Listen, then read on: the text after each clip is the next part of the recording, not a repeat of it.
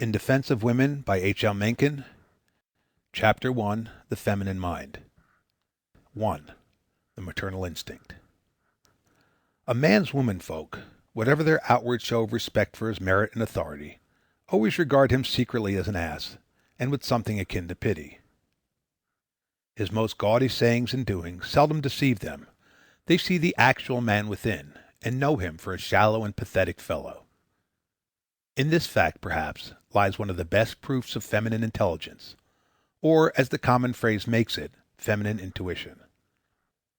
And untrue, because a valet, being a fourth-rate man himself, is likely to be the last person in the world to penetrate his master's charlatanry.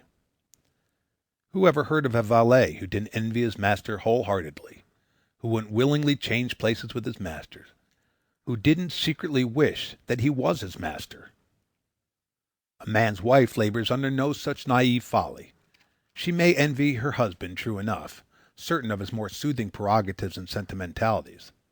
She may envy him his masculine liberty of movement and occupation, his impenetrable complacency, his peasant-like delight in petty vices, his capacity for hiding the harsh face of reality behind the cloak of romanticism, his general innocence and childishness. But she never envies him his puerile ego. She never envies him his shoddy and preposterous soul. This shrewd perception of masculine bombast and make-believe, this acute understanding of man as the eternal tragic comedian, is at the bottom of that compassionate irony which passes under the name of the maternal instinct. A woman wishes to mother a man simply because she sees into his helplessness, his need of an amiable environment, his touching self-delusion. That ironical note is not only daily apparent in real life, it sets the whole tone of feminine fiction. The woman novelist, if she be skilled enough to rise out of the mere imitation into genuine self-expression, never takes her heroes quite seriously. From the day of George Sand to the day of Selma Langdorf, she has always got into her character study a touch of superior aloofness, of ill-concealed derision. I can't recall a single masculine figure created by a woman who was not, at bottom, a booby. 2. Woman's intelligence. That it should still be necessary at this late stage in the senility of the human race to argue that women have a fine and fluid intelligence is surely an eloquent proof of the defective observation, incurable prejudice, and general imbecility of their lords and masters. One finds very few professionals of the subject, even among admitted feminists, approaching the fact as obvious. Practically all of them think it necessary to bring up a vast mass of evidence to establish what should be an axiom. Even the Franco-Englishman W.L. George, one of the most sharp-witted of the faculty, wastes a whole book upon the demonstration, and then, with a great air of uttering something new, gives it the humorless title of, quote, "The Intelligence of Women," end quote. The intelligence of women, forsooth! As well devote a laborious time to the sagacity of serpents, pickpockets, or Holy Church. Women, in truth, are not only intelligent, they have almost a monopoly of certain of the subtler and more utile forms of intelligence. The thing itself, indeed, might be reasonably described as a special feminine character. The mark of that so-called intuition is simply a sharp and accurate perception of reality, an habitual immunity to emotional enchantment, a relentless capacity for distinguishing clearly between the appearance and the substance. The appearance, in the normal family circle, is a hero, a magnifico, a demigod. The substance is a poor mountebank. The proverb that no man is a hero to his valet is obviously of masculine manufacture. It is both insincere and untrue. Insincere because it merely masks the egotistic doctrine that he is potentially a hero to everyone else. There is in it, in more than one of its manifestations, a femaleness as palpable as the femaleness of cruelty, masochism, or rouge. Men are strong, men are brave in physical combat, men have sentiment, men are romantic, and love what they conceive to be virtue and beauty.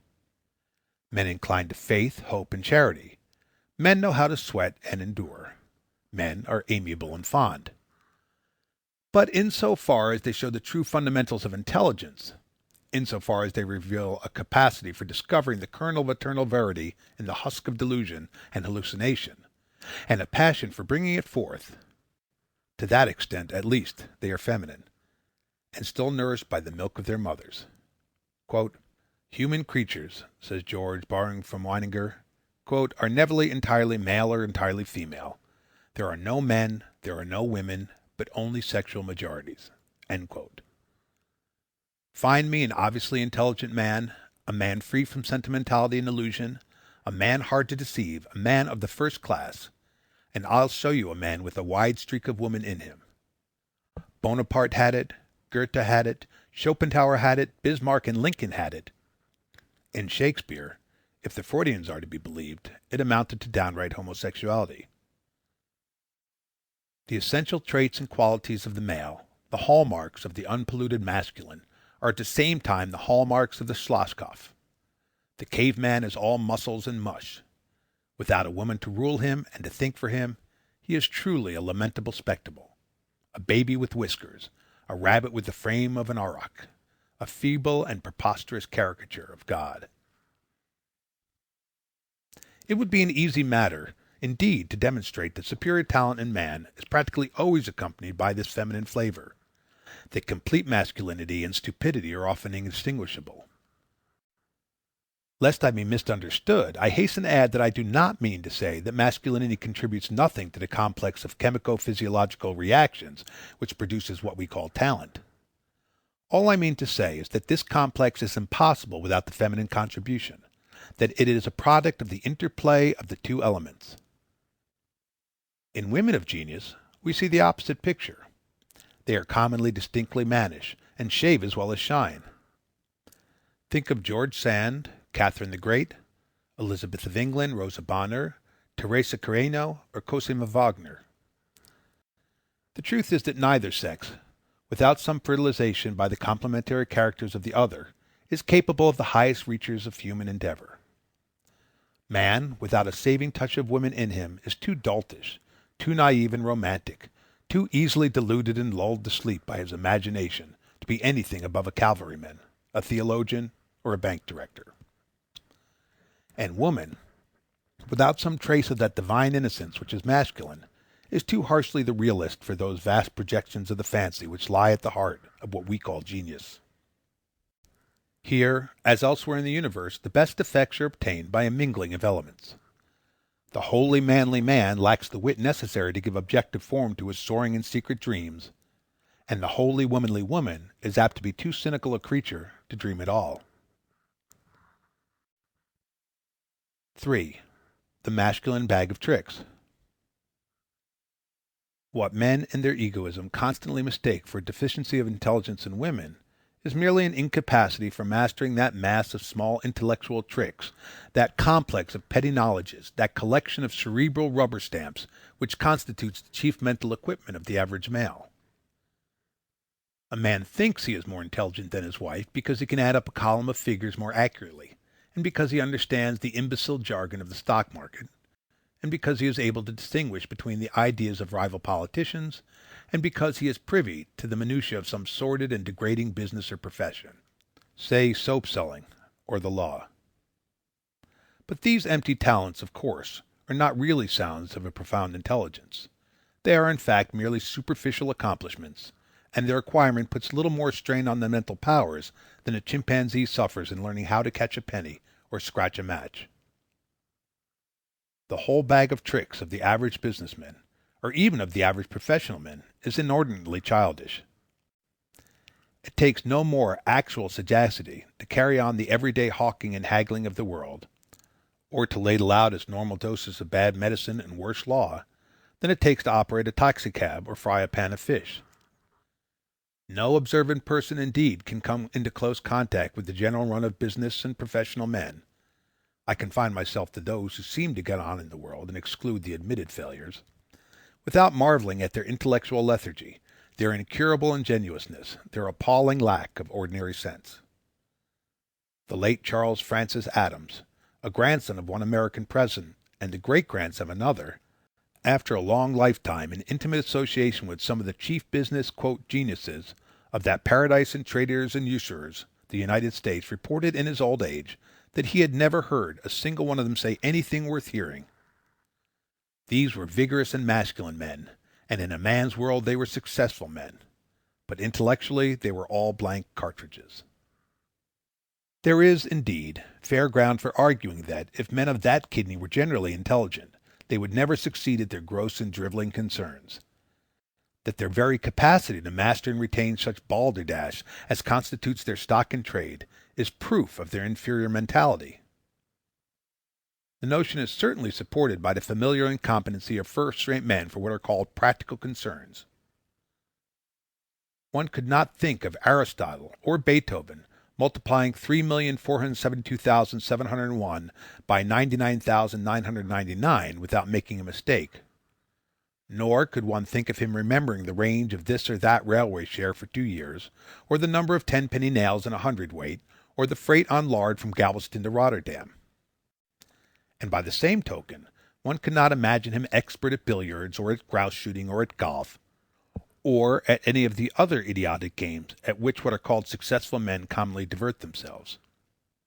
In his great study of British genius, Havelock Ellis found that an incapacity for such petty expertness was visible in almost all first-rate men. They are bad at tying cravats. They do not understand the fashionable card games. They are puzzled by bookkeeping. They know nothing of party politics. In brief, they are inert and impotent in the very fields of endeavor that see the average men's highest performances, and are easily surpassed by men who in actual intelligence are about as far below them as the Simidae. This lack of skill at manual and mental tricks of a trivial character, which must inevitably appear to a barber or a dentist as stupidity, and to a successful haberdasher as downright imbecility, is a character that men of the first class share with women of the first, second, and even third classes. There is at the bottom of it, in truth, something unmistakably feminine. Its appearance in a man is almost invariably accompanied by the other touch of femaleness that I have described. Nothing, indeed, could be plainer than the fact that women, as a class, are sadly deficient in the small expertness of men as a class. One seldom, if ever, hears of them succeeding in the occupations which bring out such expertness most lavishly.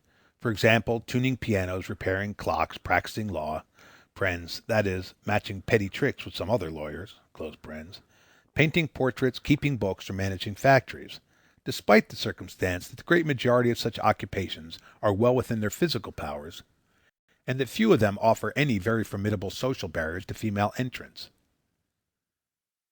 There is no external reason why women shouldn't succeed as operative surgeons. The way is wide open, the rewards are large, and there is a special demand for them on grounds of modesty.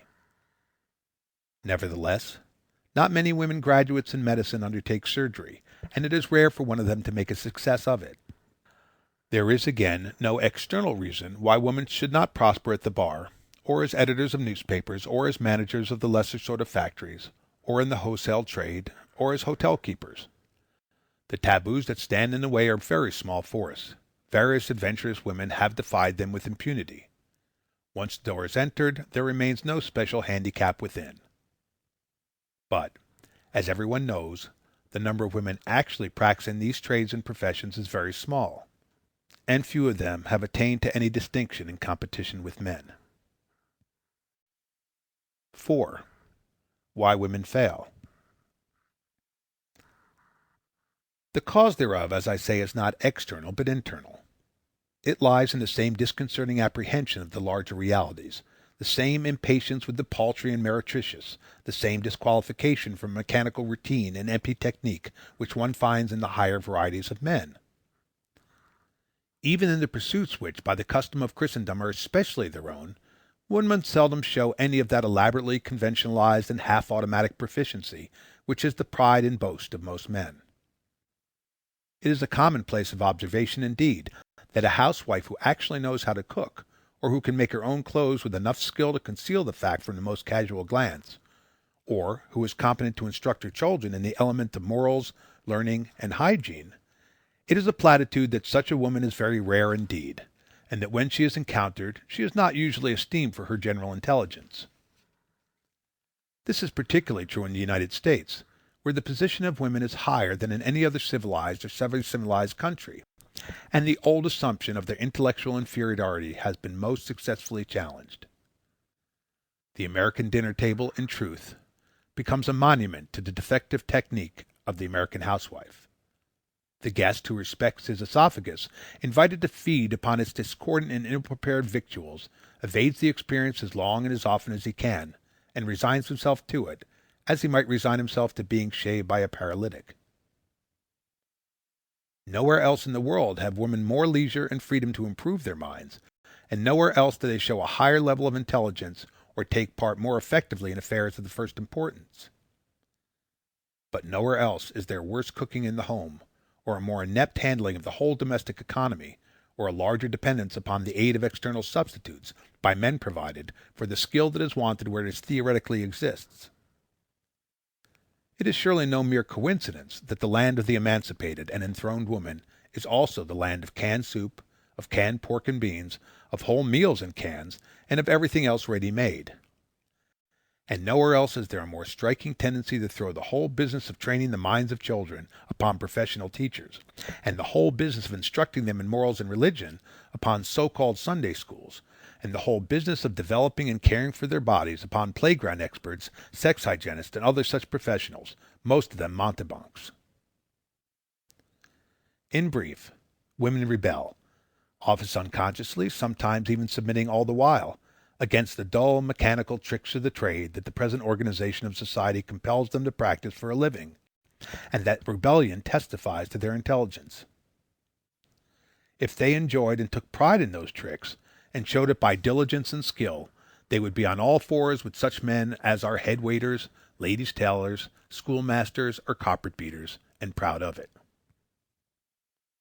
The inherent tendency of any woman above the most stupid is to evade the whole obligation, and, if she cannot actually evade it, to reduce its demands to the minimum. And when some accident purges her, either temporarily or permanently, of the inclination to marriage, of which much more anon, and she enters into competition with men in the general business of the world, the sort of career that she commonly carves out offers additional evidence of a mental peculiarity.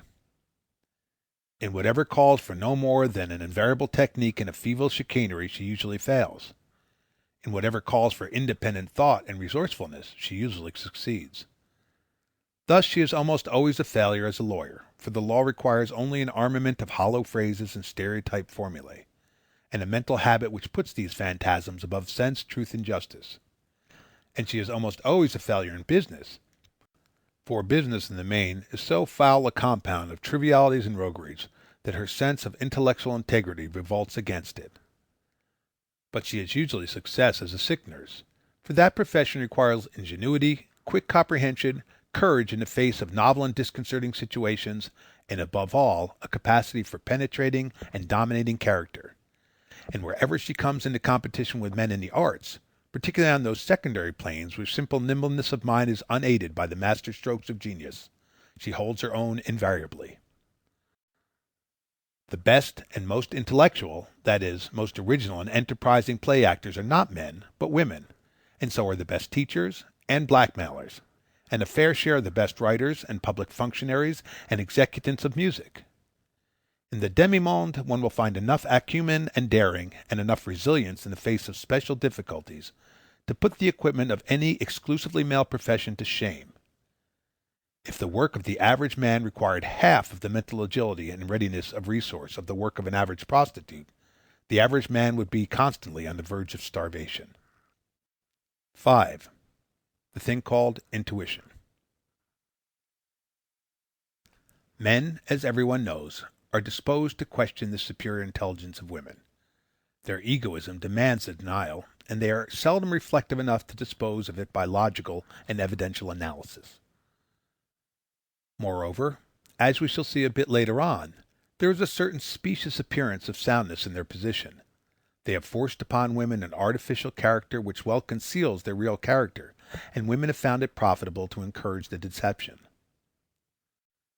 But though every normal man thus cherishes the soothing unction that he is the intellectual superior of all women, and particularly of his wife, he constantly gives the lie to his pretension by consulting and deferring to what he calls her intuition.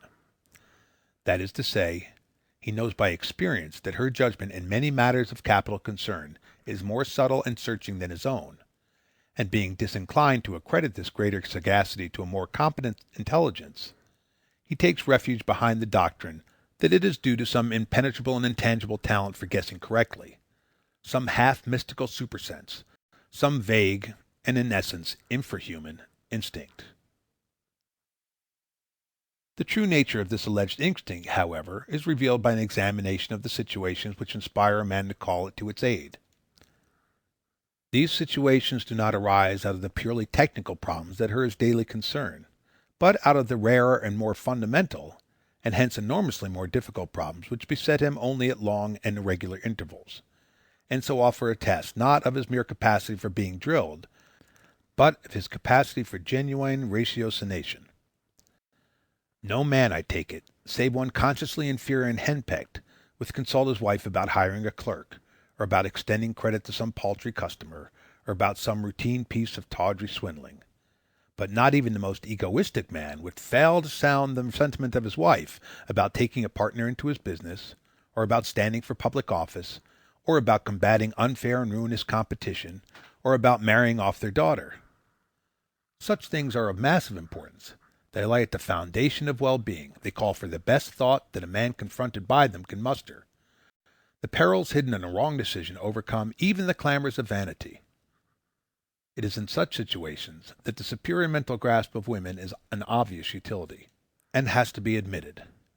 It is here that they rise above the insignificant sentimentalities, superstitions, and formulae of men, and apply to the business their singular talent for separating the appearance from the substance, and so exercise what is called their intuition. Intuition? With all respect, bosh. Then it was intuition that led Darwin to work out the hypothesis of natural selection. Then it was intuition that fabricated the gigantically complex score of de Valkyrie. Then it was intuition that convinced Columbus of the existence of land to the west of the Azores. All this intuition, of which so much transcendental rubbish is merchanted, is no more and no less than intelligence. Intelligence so keen that it can penetrate to the hidden truth through the most formidable wrappings of false semblance and demeanor, and so little corrupted by sentimental prudery that it is equal to even most difficult task of hauling the truth out into the light in all its naked hideousness. Women decide the larger questions of life correctly and quickly, not because they are lucky guessers, not because they are divinely inspired, not because they practice a magic inherited from savagery, but simply and solely because they have sense. They see at a glance what most men could not see with searchlights and telescopes. They are at grips with the essentials of a problem before men had finished debating its mere externals. They are the supreme realists of the race. Apparently illogical, they are the possessors of a rare and subtle superlogic. Apparently whimsical, they hang on to the truth with a tenacity which carries them through every phase of its incessant, jelly-like shifting of form. Apparently unobservant and easily deceived, they see with bright and horrible eyes. In men, too, the same merciless perspicacity sometimes shows itself. Men recognized to be more aloof and uninflammable than the general, men of special talent for the logical, sardonic men, cynics. Men, too, sometimes have brains. But that is a rare, rare man, I venture, who is as steadily intelligent, as constantly sound in judgment, as little put off by appearances, as the average woman of 48. Chapter 2. The War Between the Sexes. 6. How Marriages are Arranged. I have said that women are not sentimental, that is, not prone to permit mere emotion and illusion to corrupt their estimation of a situation. The doctrine, perhaps, will raise a protest. The theory that they are is itself a favorite sentimentality. One sentimentality will be brought up to substitute another. Dog will eat dog. But an appeal to a few obvious facts will be enough to sustain my contention, despite the vast accumulation of romantic rubbish to the contrary.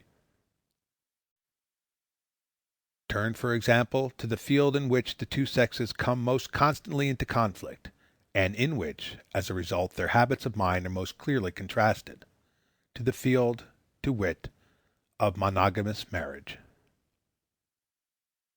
Surely no long argument is needed to demonstrate the superior competence and effectiveness of women here, and therewith their greater self-possession, their saner weighting of considerations, their higher power of resisting emotional suggestion. The very fact that marriages occur at all is a proof, indeed, that they are more cool-headed than men, and more adept at employing their intellectual resources, for it is plainly to a man's interest to avoid marriage as long as possible, and as plainly to a woman's interest to make a favorable marriage as soon as she can. The efforts of the two sexes are thus directed, in one of the capital concerns of life, to diametrically antagonistic ends.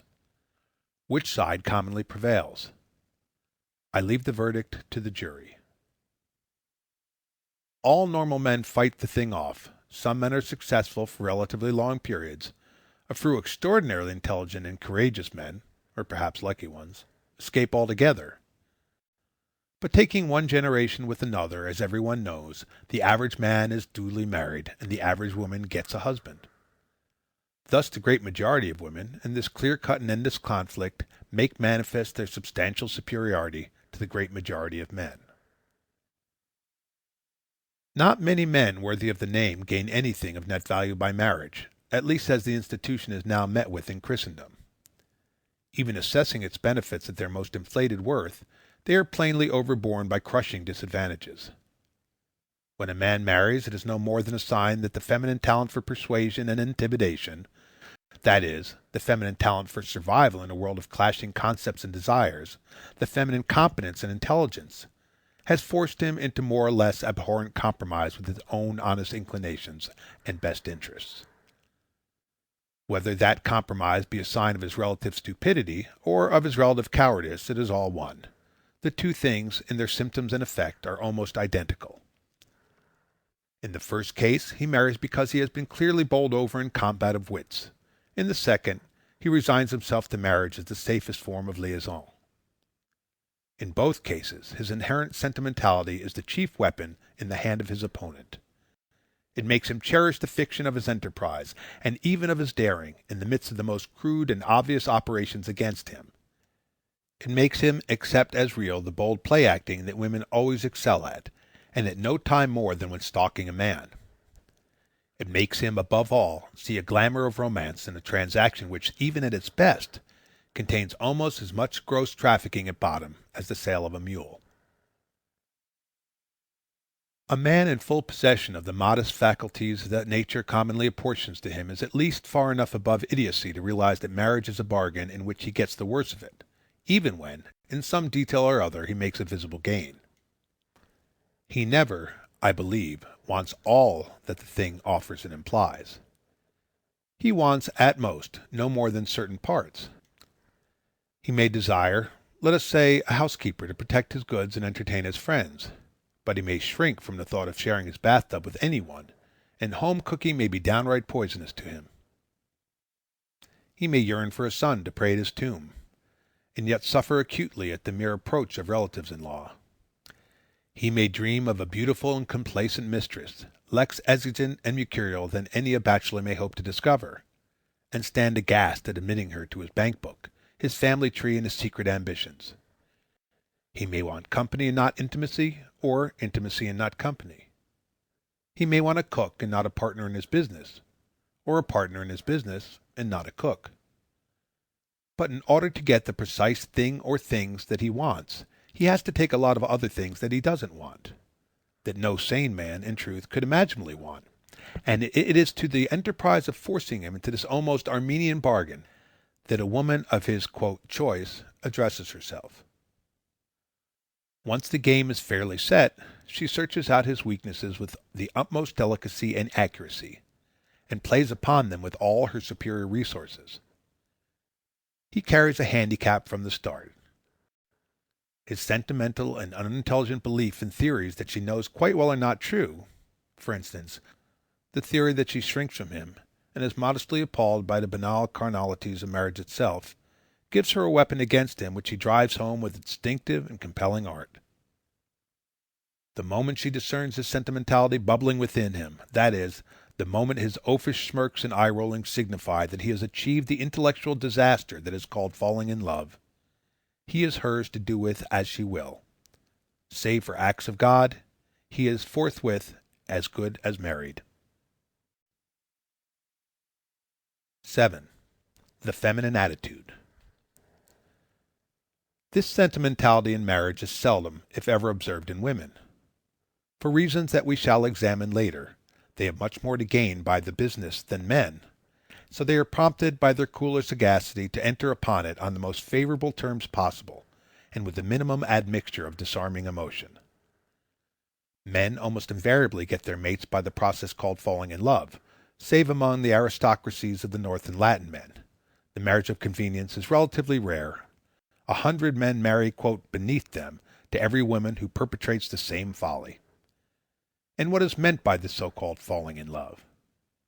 What is meant by it is a procedure whereby a man accounts for the fact of his marriage after feminine initiative and generalship have made it inevitable, by enshrouding it in a purple maze of romance. In brief, by setting up the doctrine that an obviously self-possessed and mammalian woman, engaged deliberately in the most important adventure of her life, and with the keenest understanding of its utmost implications, is a naive, tender, moody, and almost disembodied creature, enchanted and made perfect by a passion that has stolen upon her unawares, and which she could not acknowledge even to herself without blushing to death.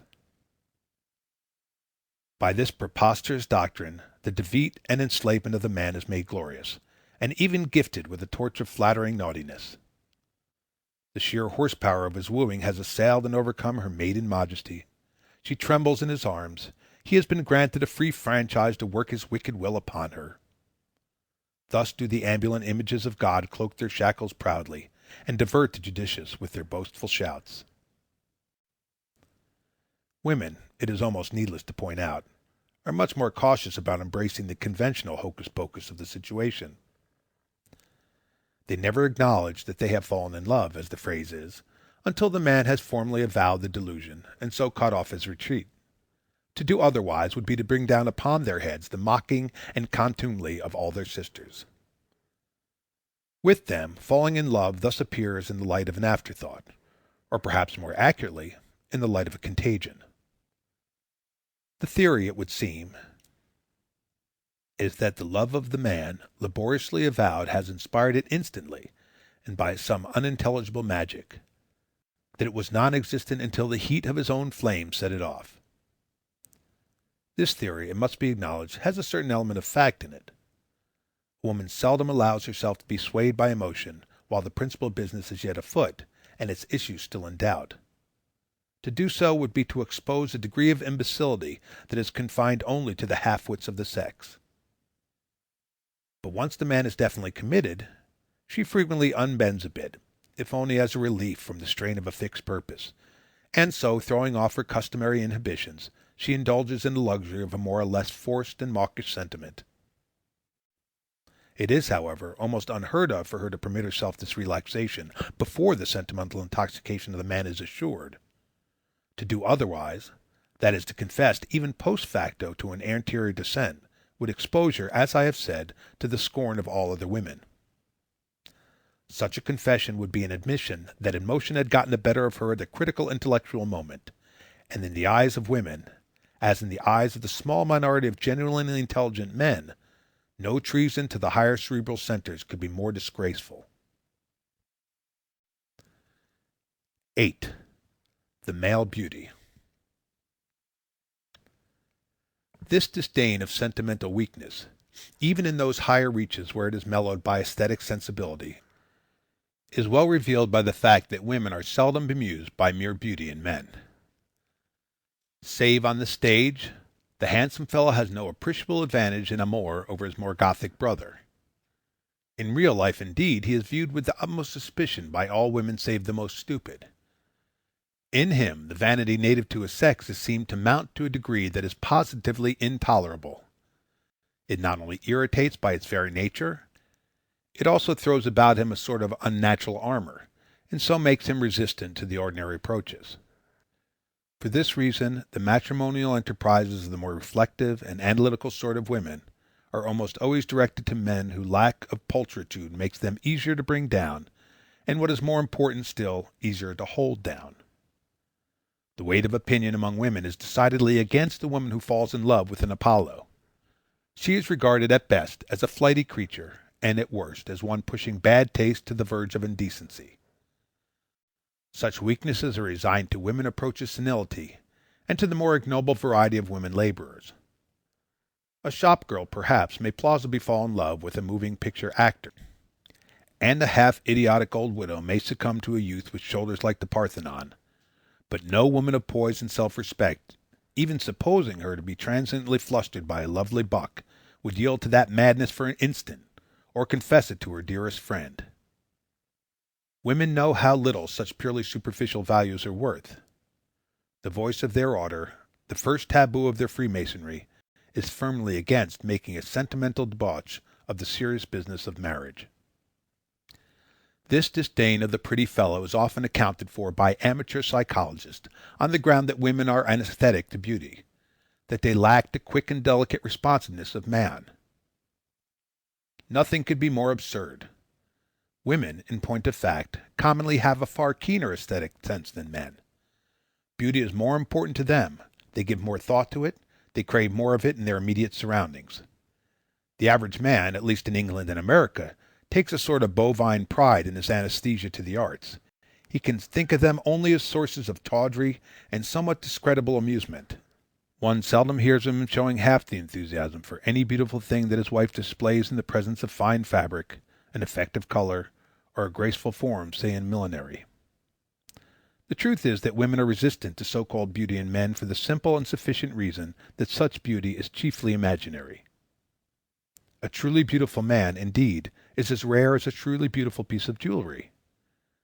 What men mistake for beauty in themselves is usually nothing save a certain hollow gaudiness, a revolting flashiness, the superficial splendor of a prancing animal.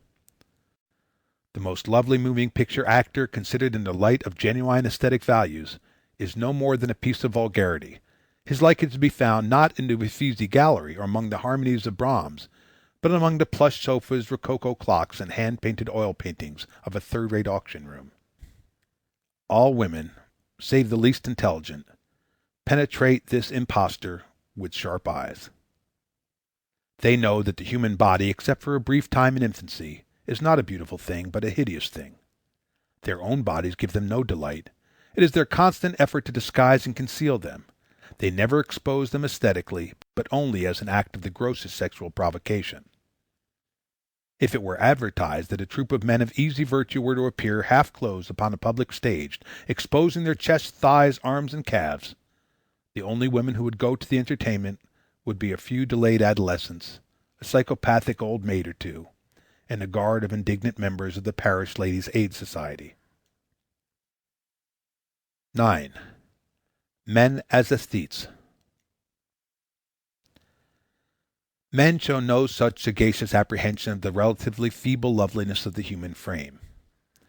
The most effective lure that a woman can hold out to a man is the lure of what he fatuously conceives to be her beauty.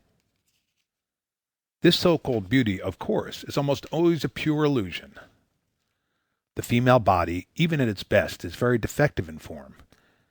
It has harsh curves and very clumsily distributed masses. Compared to it, the average milk jug or even cuspidor is a thing of intelligent and gratifying design. In brief, an object d'art. The fact was curiously and humorously displayed during the late war, when great numbers of women in all the belligerent countries began putting on uniforms. Instantly they appeared in public in their grotesque burlesques of the official garb of aviators, elevator boys, bus conductors, train guards, and so on. Their deplorable deficiency in design was unescapably revealed. A man, save he be fat, that is, of womanish contours, usually looks better in uniform than in mufti. The tight lines set off his figures. But a woman is at once given away. She looked like a dumbbell run over by an express train. Below the neck, by the bow, and below the waist, astern, there are two masses that simply refuse to fit into a balanced composition. Viewed from the side, she presents an exaggerated S bisected by an imperfect straight line, and so she inevitably suggests a drunken dollar mark. Her ordinary clothing cunningly conceals this fundamental imperfection. It swathes those impossible masses in draperies soothingly uncertain of outline. But putting her into uniform is like stripping her. instantly all of her alleged beauty vanishes. Moreover, it is extremely rare to find a woman who shows even the modest sightliness that her sex is theoretically capable of. It is only the rare beauty who is even tolerable. The average woman, until art comes to her aid, is ungraceful, misshapen, badly calved, and crudely articulated, even for a woman. If she has a good torso, she is almost sure to be bow-legged. If she has good legs, she is almost sure to have bad teeth. If she has good teeth, she is almost sure to have scrawny hands or muddly eyes or hair like oakum or no chin. A woman who meets fair tests all round is so uncommon that she becomes a sort of marvel, and usually gains a livelihood by exhibiting herself as such, either on the stage, in the half-world, or as the private jewel of some wealthy connoisseur. But this lack of genuine beauty in women lays on them no practical disadvantage in the primary business of their sex, for its effects are more than overborne by the emotional suggestibility, the Herculean capacity for illusion, the almost total absence of a critical sense of men. Men do not demand genuine beauty, even in the most modest doses. They are quite content with the mere appearance of beauty. That is to say, they show no talent whatever for differentiating between the artificial and the real. A film of face powder skillfully applied is as satisfying to them as an epidermis of damask. The hair of a dead Chinaman, artfully dressed and dyed, gives them as much delight as the authentic tresses of Venus. A false hip intrigues them as effectively as the soundest one of living fascia. A pretty frock fetches them quite as surely and securely as lovely legs, shoulders, hands, or eyes. In brief, they estimate women and hence acquire their wives by reckoning up purely superficial aspects, which is just as intelligent as estimating an egg by purely superficial aspects. They never go behind the returns. It never occurs to them to analyze the impressions they receive.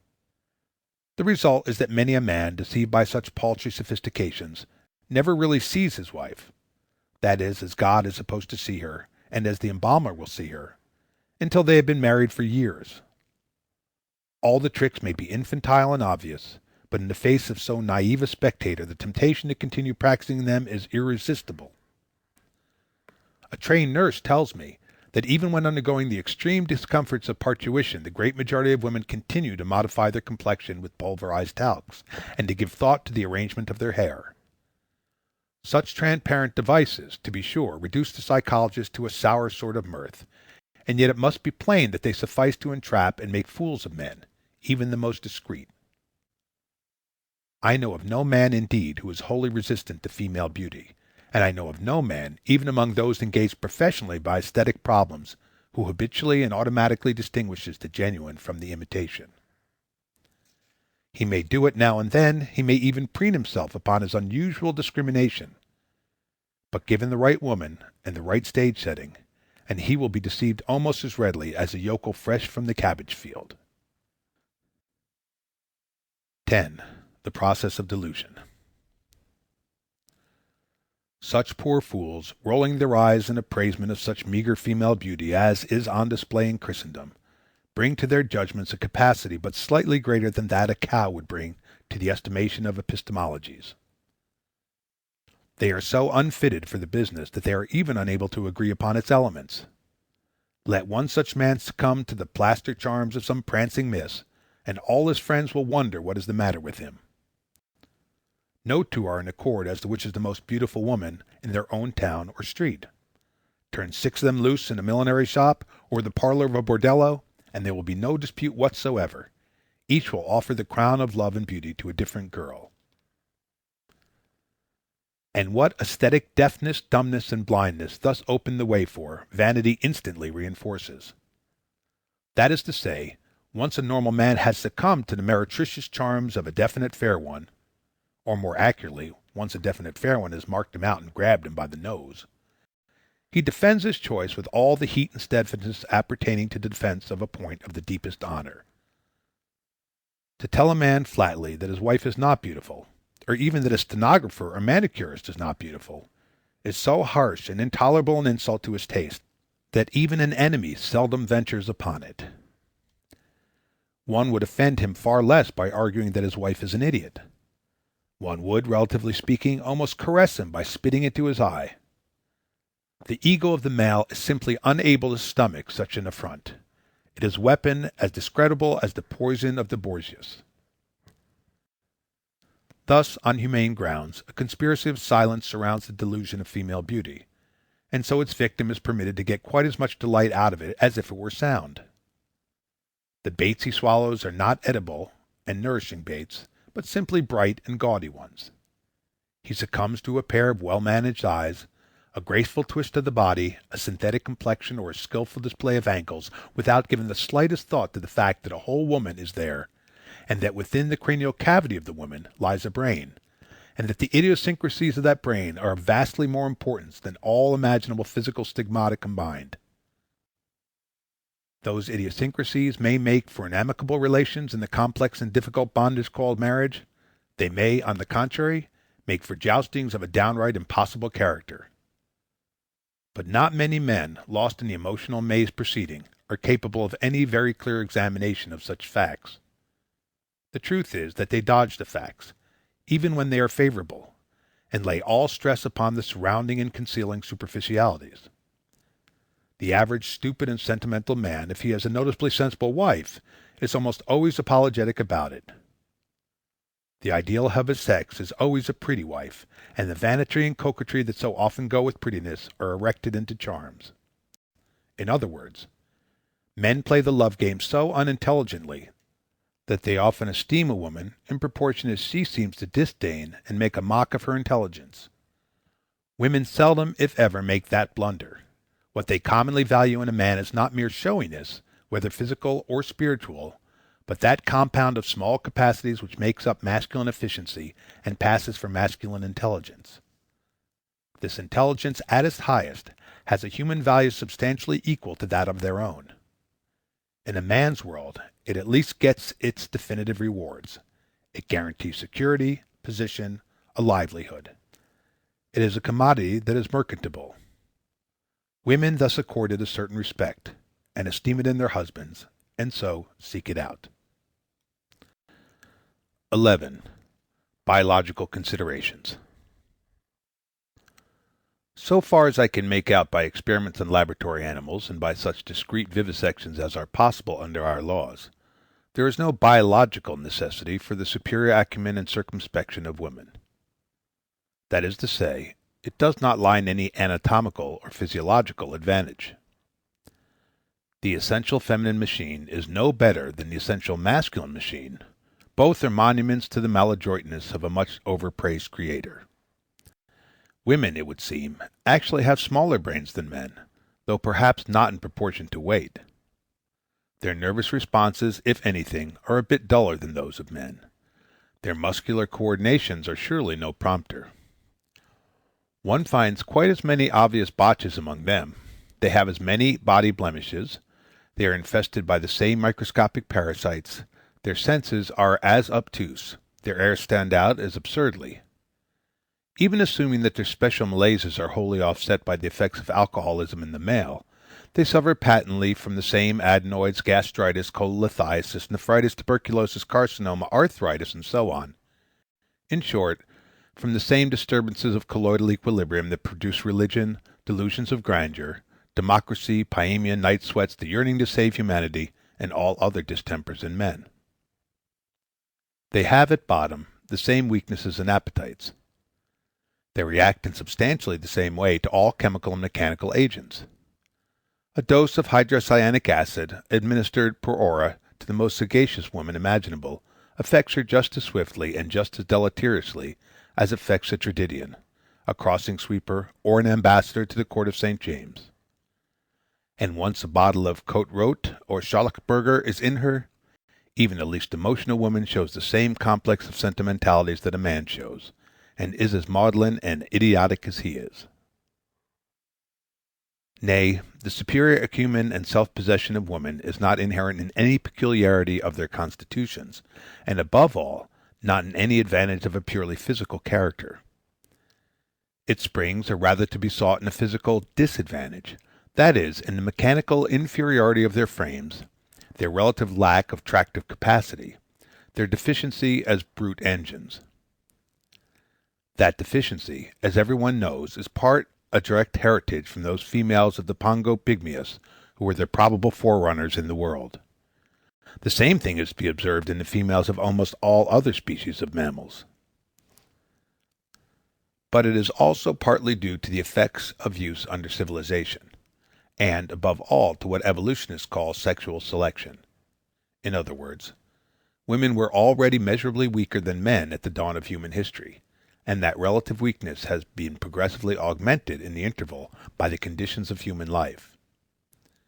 For one thing, the process of bringing forth youth has been so much more exhausting as refinement has replaced savage sturdiness and callousness, and the care of them in infancy has become so much more onerous as the growth of cultural complexity has made education more intricate, that the two functions now lay vastly heavier burdens upon the strength and attention of a woman than they lay upon the strength and attention of any other female.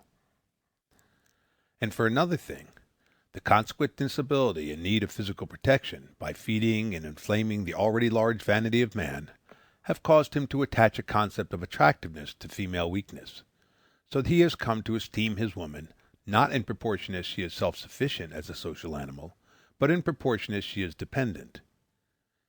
In this vicious circle of influences, women have been caught, and as a result their chief physical character today is their fragility. A woman cannot lift as much as a man, she cannot walk as far, she cannot exert as much mechanical energy in any other way.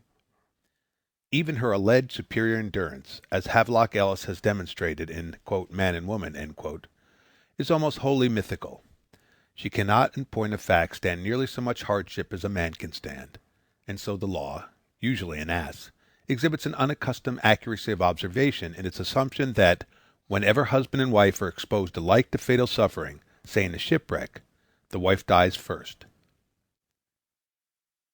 So far we have been among platitudes. There is less of overt platitude in the doctrine that it is precisely this physical frailty that has given women their peculiar nimbleness and effectiveness on the intellectual side. Nevertheless, it is equally true. What they have done is what every healthy and elastic organism does in like case. They have sought compensation for their impotence in one field by employing their resources in another field to the utmost, and out of that constant and maximum use has come a marked enlargement of those resources. On the one hand, the sum of them present in a given woman has been enormously increased by natural selection, so that every woman, so to speak, inherits a certain extra-masculine mental dexterity as a mere function of her femaleness. And on the other hand, every woman, over and above this almost unescapable legacy from her actual grandmothers, also inherits admission to that traditional wisdom which constitutes the esoteric philosophy of woman as a whole. The virgin at adolescence is thus in the position of an unusually fortunate apprentice, for she is not only naturally gifted, but also apprenticed to extraordinarily competent masters, while a boy at the same period is learning from his elders little more than a few empty technical tricks, a few paltry vices, and a few degrading enthusiasms. His sister is under instruction in all those higher exercises of the wits that her special deficiencies make necessary to her security, and in particular in all those exercises which aim at overcoming the physical, and hence social and economic superiority of man by attacks upon his inferior capacity for clear reasoning, uncorrupted by illusion and sentimentality. 12. Honor. Here, it is obvious, the process of intellectual development takes color from the Slavic moral, and is, in a sense, a product of it. The Jews, as Nietzsche has demonstrated, got their unusual intelligence by the same process. A contrary process is working in the case of the English and the Americans, and has begun to show itself in the case of the French and Germans.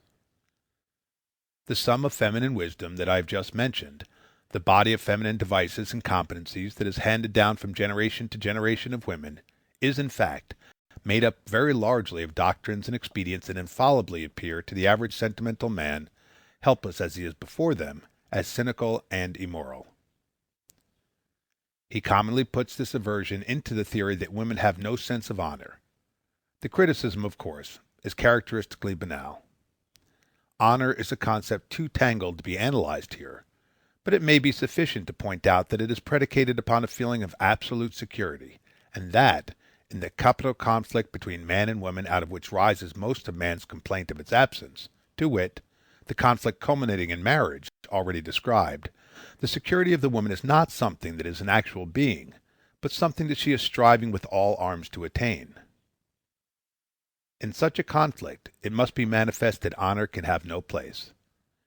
An animal fighting for its very existence uses all possible means for offense and defense, however foul. Even man, for all his boasting about honor, seldom displays it when he is anything of the first value at hazard. He is honorable perhaps in gambling, for gambling is a mere vice, but it is quite unusual for him to be honorable in business, for business is bread and butter. He is honorable, so long as the stake is trivial, in his sports, but he seldom permits honor to interfere with his perjuries in a lawsuit, or with hitting below the belt in any other sort of combat that is in earnest. The history of all his wars is a history of mutual allegations of dishonorable practices, and such allegations are nearly always well grounded. The best imitation of honor that he ever actually achieves in them is a highly self-conscious sentimentality which prompts him to be humane to the opponent who has been wounded, or disarmed, or otherwise made innocuous. Even here his so-called honor is little more than a form of play-acting, both maudlin and dishonest. In the actual death struggle, he invariably bites. Perhaps one of the chief charms of woman lies precisely in the fact that they are dishonorable, that is, that they are relatively uncivilized. In the midst of all the puerile repressions and inhibitions that hedge them round, they continue to show a gypsy spirit. No genuine woman ever gives a hoot for law if law happens to stand in the way of her private interest. She is essentially an outlaw, a rebel, what H.G. Wells calls a nomad. The boons of civilization are so noisily cried up by sentimentalists that we are all apt to overlook its disadvantages. Intrinsically, it is a mere device for regimenting men. It is a perfect symbol in the goose step. The most civilized man is simply that man who has been most successful in caging and harnessing his honest and natural instinct. That is, the man who has done the most cruel violence to his own ego in the interest of the commonweal. The value of this commonweal is always overestimated. What is it at bottom? Simply the greatest good to the greatest number of petty rogues, ignoramuses, and poltroons. The capacity for submitting to and prospering comfortably under this cheesemonger civilization is far more marked in men than in women, and far more in inferior men than in men of the higher categories. It must be obvious to even so pathetic an ass as a university professor of history that very few of the genuinely first-rate men of the race have been wholly civilized, in the sense that the term is employed in newspapers and in the pulpit. Think of Caesar, Bonaparte, Luther, Frederick the Great, Cromwell, Barbarossa, Innocent III, Bolivar, Hannibal, Alexander, and to come down to our own time, Grant, Stonewall Jackson, Bismarck, Wagner, Garibaldi, and Cecil Rhodes. 13. Women and the emotions. The fact that women have a greater capacity than men for controlling and conceal their emotions is not an indication that they are more civilized, but a proof that they are less civilized. This capacity, so rare today and withal so valuable and worthy of respect, is a characteristic of savages, not of civilized men, and its loss is one of the penalties that the race has paid for the tawdry boon of civilization. Your true savage, reserved, dignified, and courteous, knows how to mask his feelings even in the face of the most desperate assault upon them. Your civilized man is forever yielding to them. Civilization, in fact, grows more and more maudlin and hysterical. Especially under democracy, it tends to degenerate into a mere combat of crazes. The whole aim of practical politics is to keep the populace alarmed, and hence clamorous to be led to safety, by an endless series of hobgoblins, most of them imaginary. Wars are no longer waged by the will of superior men, capable of judging dispassionately and intelligently the causes behind them and the effects flowing out of them. They are now begun by first throwing a mob into a panic. They are ended only when it has spent its ferine fury. Here the effect of civilization has been to reduce the noblest of the arts, once the repository of an exalted etiquette and the chosen avocation of the very best men of the race, to the level of a riot of peasants. All the wars of Christendom are now disgusting and degrading. The conduct of them is passed out of the hands of nobles and knights and into the hands of mob raiders, money-lenders, and atrocity-mongers. To recreate one's self with war in the grand manner, as Prince Eugene Marlborough and the old Dessauer knew it, one must now go among barbarian peoples. Women are nearly always against war in modern times, for the reason brought forward to justify it are usually either transparently dishonest or childishly sentimental, and hence provoke their scorn. But once the business is begun, they commonly favor its conduct à outrance, and are thus in accord with the theory of the great captains of more spacious days. In Germany, during the late war, the protest against the Schleichlichkeit practiced by the imperial army and navy did not come from women, but from sentimental men. In England and the United States, there is no record that any woman ever raised her voice against the blockade which destroyed hundreds and thousands of German children. I was on both sides of the bloody chasm during the war, and I cannot recall meeting a single woman who subscribed to the puerile doctrine that, in so vast a combat between nations, there could still be categories of non-combatants, with a right of asylum on armed ships and in garrisoned towns. This imbecility was maintained only by men, large numbers of whom simultaneously took part in wholesale massacres of such non-combatants. The women were superior to such hypocrisy. They recognized the nature of modern war instantly and accurately, and advocated no disingenuous efforts to conceal it. 14. Pseudo-anesthesia. The feminine talent for concealing emotion is probably largely responsible for the common masculine belief that women are devoid of passion, and contemplate its manifestations in the male with something akin to trembling. Here the talent itself is helped out by the fact that very few masculine observers, on the occasions where they give attention to the matter, are in a state of mind conducive to exact observation. The truth is, of course, that there is absolutely no reason to believe that the normal woman is passionless, or that the minority of women who unquestionably are is of formidable dimensions. To be sure, the peculiar vanity of men, particularly in the northern countries, makes them place a high value upon the virginal type of woman, and so this type tends to grow more common by sexual selection, but despite that fact, it has by no means superseded the normal type, so realistically described by the theologians and publicists of the Middle Ages. It would, however, be rash to assert that this long-continued sexual selection has not made itself felt, even in the normal type. Its chief effect, perhaps, is to make it measurably easier for a woman to conquer and conceal emotion than it is for a man. But this is a mere reinforcement of a native quality, or, at all events, a quality long antedating the rise of the curious preference just mentioned. That preference obviously owes its origin to the concept of private property, and is most evident in those countries in which the largest proportion of males are property owners. That is, in which the property-owning caste reaches down into the lowest conceivable strata of bounders and ignoramuses. The low-caste man is never quite sure of his wife, unless he is convinced that she is entirely devoid of amorous susceptibility. Thus he grows uneasy whenever she shows any sign of responding in kind to his own elephantine emotions, and is apt to be suspicious of even so trivial a thing as a hearty response to a connubial kiss.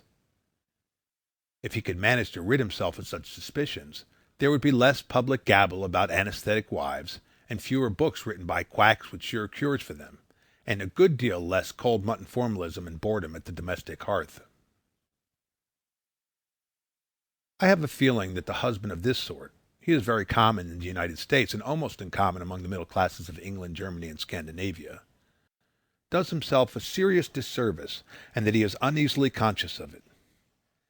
Having got himself a wife to his austere taste, he finds that she is rather depressing, that his vanity is almost as painfully damaged by her emotional inertness as it would have been by too provocative and hedonistic spirit. For one thing, that chiefly delights a man when some woman has gone through the solemn buffoonery of yielding to his great love, is the sharp and flattering contrast between her reserve in the presence of other men and her enchanting complaisance in the presence of himself. Here his vanity is enormously tickled. To the world in general she seems remote and unapproachable. To him she is docile, fluttering, gurgling, even a bit abandoned. It is as if some great magnifico male, some inordinate Tsar or Kaiser, should step down from the throne to play dominoes with him behind the door. The greater the contrast between the lady's two fronts, the greater his satisfaction. Up to, of course, the point where his suspicions are aroused. Let her diminish that contrast ever so little on the public side, by smiling at a handsome actor, by saying a word too many to an attentive head waiter, by holding the hand of the rector of the parish, by winking amiably at his brother or at her sister's husband, and at once the poor fellow begins to look for clandestine notes, to employ private inquiry agents, and to scrutinize the eyes, ears, noses, and hair of his children with shameful doubts. This explains many domestic catastrophes. 15. Mythical anthropophagi. The man-hating woman, like the cold woman, is largely imaginary. One often encounters references to her in literature, but who has ever met her in real life? As for me, I doubt that such a monster has ever actually existed. There are, of course, women who spend a great deal of time denouncing and reviling men, but these are certainly not genuine man-haters. They are simply women who have done their utmost to snare men, and failed. Of such sort are the majority of the inflammatory suffragettes of the sex hygiene and birth control species. The rigid limitation of offspring, in fact, is chiefly advocated by women who run no more risk of having unwilling motherhood forced upon them than so many mummies of the 10th dynasty. All their unhealthy interest in such noisome matters has behind it merely a subconscious yearning to attract the attention of men, who are supposed to be partial to the enterprises that are difficult or forbidden. But certainly the enterprise of dissuading such a propagandist from her gospel would not be difficult, and I know of no law forbidding it. I'll begin to believe in the man-hater the day I am introduced to a woman who has definitely and finally refused a chance of marriage to a man who is of her own station in life, able to support her, unafflicted by any loathsome disease, and of reasonably decent aspect and manners. In brief, a man who is thoroughly eligible. I doubt that any such woman breathes the air of Christendom. Whenever one comes to confidential terms with an unmarried woman, of course, she favors one with a long chronicle of the men she has refused to marry, greatly to their grief. But unsentimental cross-examination, at least in my experience, always develops the fact that every one of these men suffered from some obvious and intolerable disqualification. Either he had a wife already and was vague about his ability to get rid of her, or he was drunk when he was brought to his proposal and repudiated it or forgot it the next day, or he was bankrupt, or he was old and decrepit, or he was young and plainly idiotic, or he had diabetes or a bad heart, or his relatives were impossible, or he believed in spiritualism or democracy or the Baconian theory or some other such nonsense. Restricting the thing to men palpably eligible, I believe thoroughly that no sane woman has ever actually muffed a chance. Now and then, perhaps, a miraculously fortunate girl has two victims on the mat simultaneously and has to lose one. But they are seldom, if ever, both good chances. One is nearly always a duffer, thrown in the telling to make the bourgeoisie marvel. 16. A conspiracy of silence. The reason why all this has to be stated here is simply that women, who could not state it much better, have almost unanimously refrained from discussing such matters at all. One finds, indeed, a sort of general conspiracy infinitely alert and jealous against the publication of esoteric wisdom of the sex, and even against the acknowledgment that any such body of erudition exists at all. Men, having more vanity and less discretion, are a good deal less cautious. There is, in fact, a whole literature of masculine babbling, ranging from Machiavelli's appalling confession of political theory to the egoistic confidences of such men as Nietzsche, Jean-Jacques Rousseau, Casanova, Max Stirner, Benvenuto Cellini, Napoleon Bonaparte, and Lord Chesterfield. But it is very rarely that a Marie Bashkirtsev or Margaret Asquith lets down the veils which conceal the achromatic doctrine of the other sex. It is transmitted from mother to daughter, so to speak, behind the door. One observes its practical workings, but hears little about its principles. The causes of this secrecy are obvious. Women, in the last analysis, can prevail against men in the great struggle for power and security only by keeping them disarmed, and, in the main, unwarned. In a pitched battle, with devil taking the hindmost, their physical and economic inferiority would inevitably bring them to disaster. Thus they have to apply their peculiar talents warily, and with due regard to the danger of arousing the foe. He must be attacked without any formal challenge, and even without any suspicion of challenge. This strategy lies at the heart of what Nietzsche calls the slave morality. In brief, a morality based upon a concealment of egoistic purpose, a code of ethics having for its foremost character a bold denial of its actual aim. Chapter 3, Marriage. 17.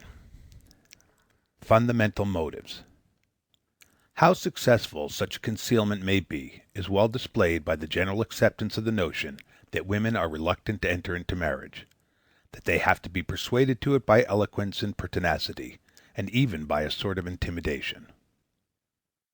The truth is that, in a world almost divested of intelligible idealism, and hence dominated by a senseless worship of the practical, marriage offers the best career that the average woman can reasonably aspire to, and, in the case of very many women, the only one that actually offers a livelihood.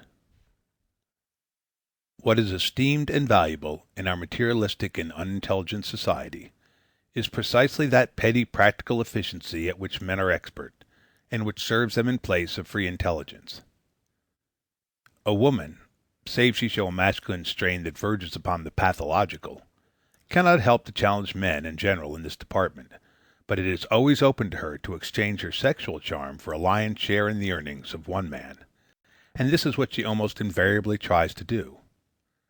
That is to say, she tries to get a husband, for getting a husband means, in a sense, enslaving an expert, and so covering up her own lack of expertness and escaping its consequences. Thereafter she has at least one stout line of defense against the struggle for existence, in which the prospect of survival is chiefly based, not upon the talents that are typically hers, but upon those she typically lacks. Before the average woman succumbs in this struggle, some man or other must succumb first. Thus her craft converts her handicap into an advantage. In this security lies the most important of all benefits that a woman attains by marriage. It is, in fact, the most important benefit that the mind can imagine, for the whole effort of the human race under our industrial society is concentrated upon the attainment of it. But there are other benefits too.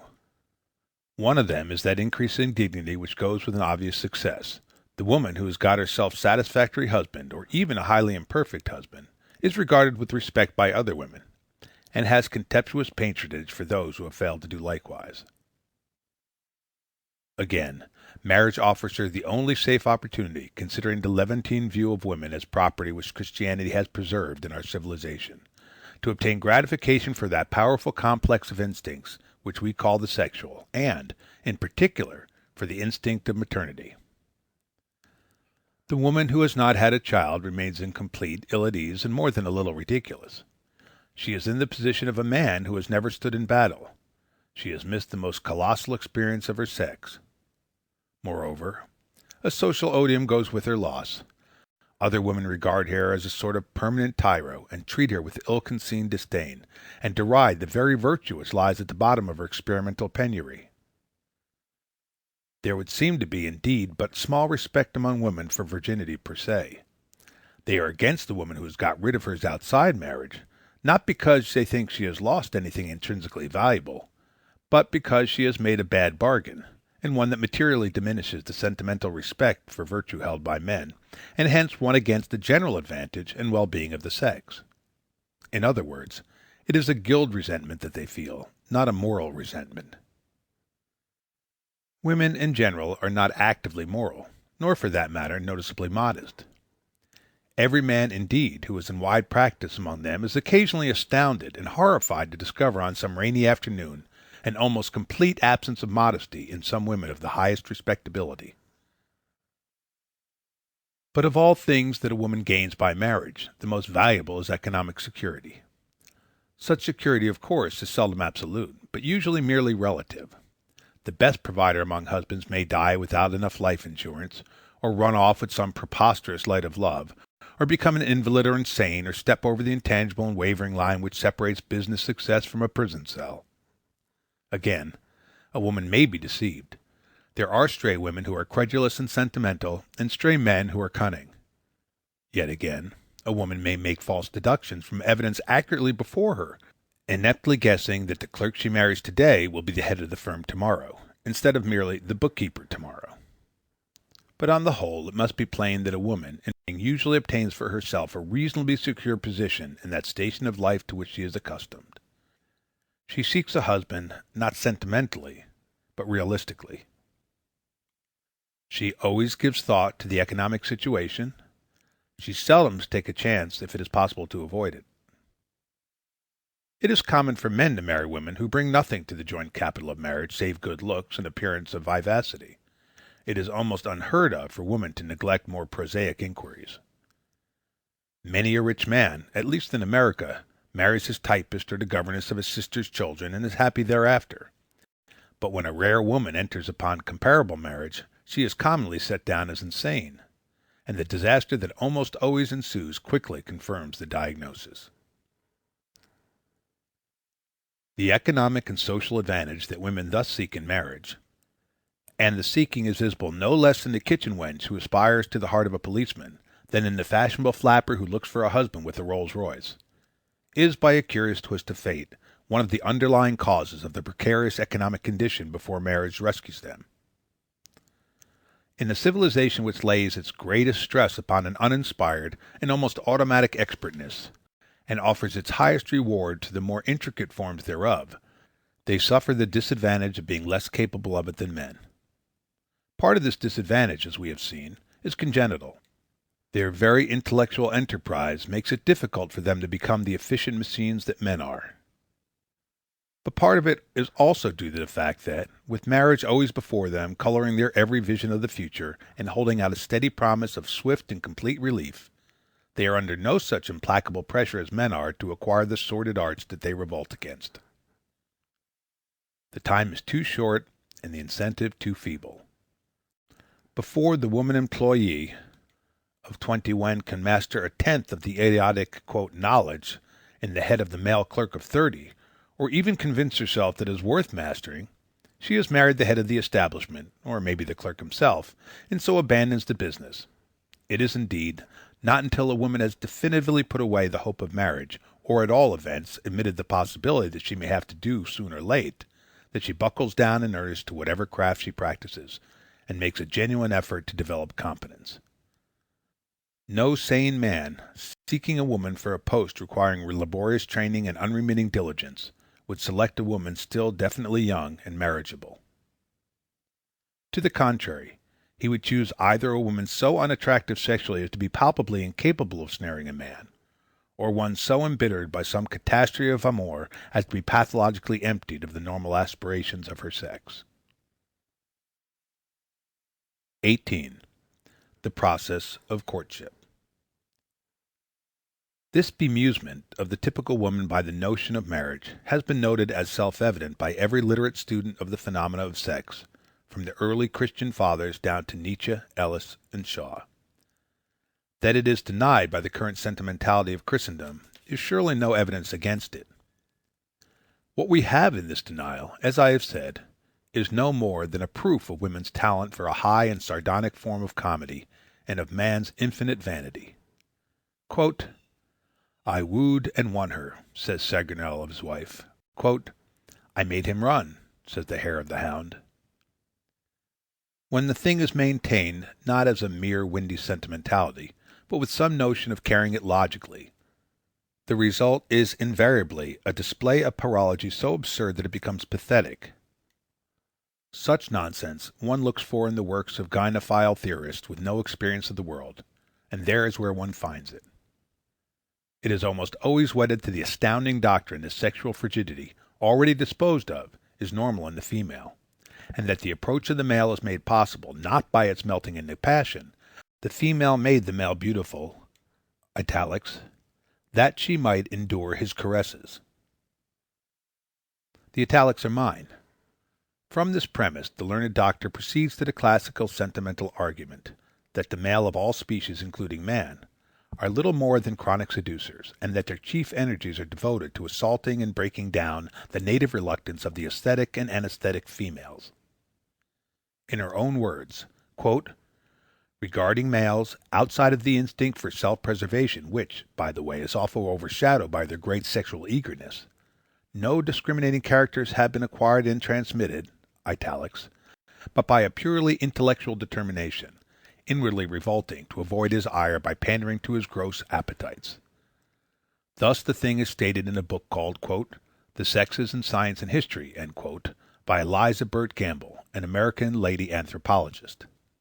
Quote, the beautiful coloring of male birds and fishes, and the various appendages acquired by males throughout the various orders below man, and which, so far as they themselves are concerned, serve no other useful purpose than to aid in securing the favors of the females, have by the latter been turned to account in the process of reproduction, other than those which have been the result of passion, end italics, namely, pugnacity and perseverance.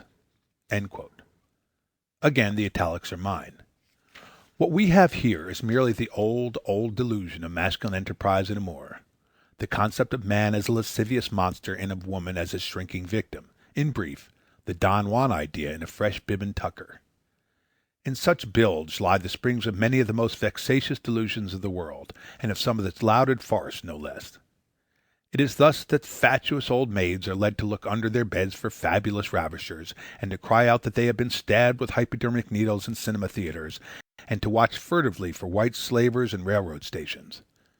It is thus, indeed, that the whole white slave mountebankery has been launched, with its gaudy fictions and preposterous alarms.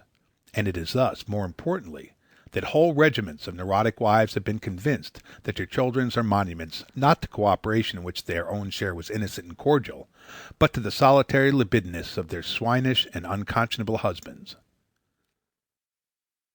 Dr. Gamble, of course, is speaking of the lower fauna in the time of Noah. A literal application of her theory to man today is enough to bring it to a reductio ad absurdum. Which sex of the Homo sapiens actually does the primping and parading that she describes? Which runs to, quote, beautiful coloring, end quote, sartorial hirsute facial? Which encases itself in the vestments which, quote, serve no other useful purpose than to aid in securing the favors, end quote, of the other? The insecurity of the gifted savant's position is at once apparent. The more convincingly she argues that the primeval mud hens and the she mackerel had to be anesthetized with spectacular decorations in order to, quote, endure the caresses, end quote, of their beaux, the more she supports the thesis that men have to be decoyed and bamboozled into love today. In other words, her argument turns upon and destroys itself. Carried to its last implication, it holds that women are all Donna Juanitas, and that if they put off their millinery and cosmetics and abandon the shameless sexual allurements of their scanty dress, men could not, quote, endure their caresses, end quote. To be sure, Dr. Gamble by no means draws this disconcerting conclusion herself. To the contrary, she clings to the conventional theory that the human female of today is no more than the plaything of the concupiscent male, and that she must wait for the feminist millennium to set her free above his abominable pawings. But she can reach this notion only by standing her whole structure of reasoning on its head, in fact, by knocking it over and repudiating it. On the one hand, she argues that splendor of attire is merely a bait to overcome the reluctance of the opposite sex, and on the other hand, she argues, at least by fair inference, that it is not. This grotesque switching of horses, however, need not detain us. The facts are too plain to be disposed of by a lady anthropologist's theorizings. Those facts are supported in the field of animal behavior by the almost unanimous evidence of zoologists, including that of Dr. Gamble herself. They are supported in the field of human behavior by a body of observation and experience so colossal that it would be quite out of the question to dispose of it. Women, as I have shown, have a more delicate aesthetic sense than men. In a world wholly rid of men, they would probably still array themselves with vastly more care and thought of beauty than men would ever show in like case. But, with the world what it is, it must be obvious that their display of finery, to say nothing of their display of epidermis, has the conscious purpose of attracting the masculine eye. A normal woman, indeed, never so much as buys a pair of shoes or has her teeth plugged without considering, in the back of her mind, the effect upon some unsuspecting candidate for her, quote, reluctant, end quote, affections. 19. the actual husband. So far as I can make out, no woman of the sort worth hearing, that is, no woman of intelligence, humor, and charm, and hence of success in the duel of sex, has ever publicly denied this. The denial is confined entirely to the absurd sect of female bachelors of arts and to the generality of vain and unobservant men.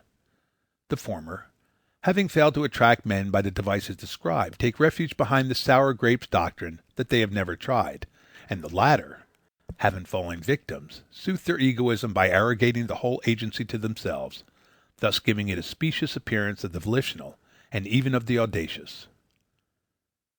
The average man is an almost incredible popinjay. He can think of himself only as the center of situations. All the sordid transactions of his life appear to him, and are depicted in his accounts of them as feats, successes, proofs of his acumen.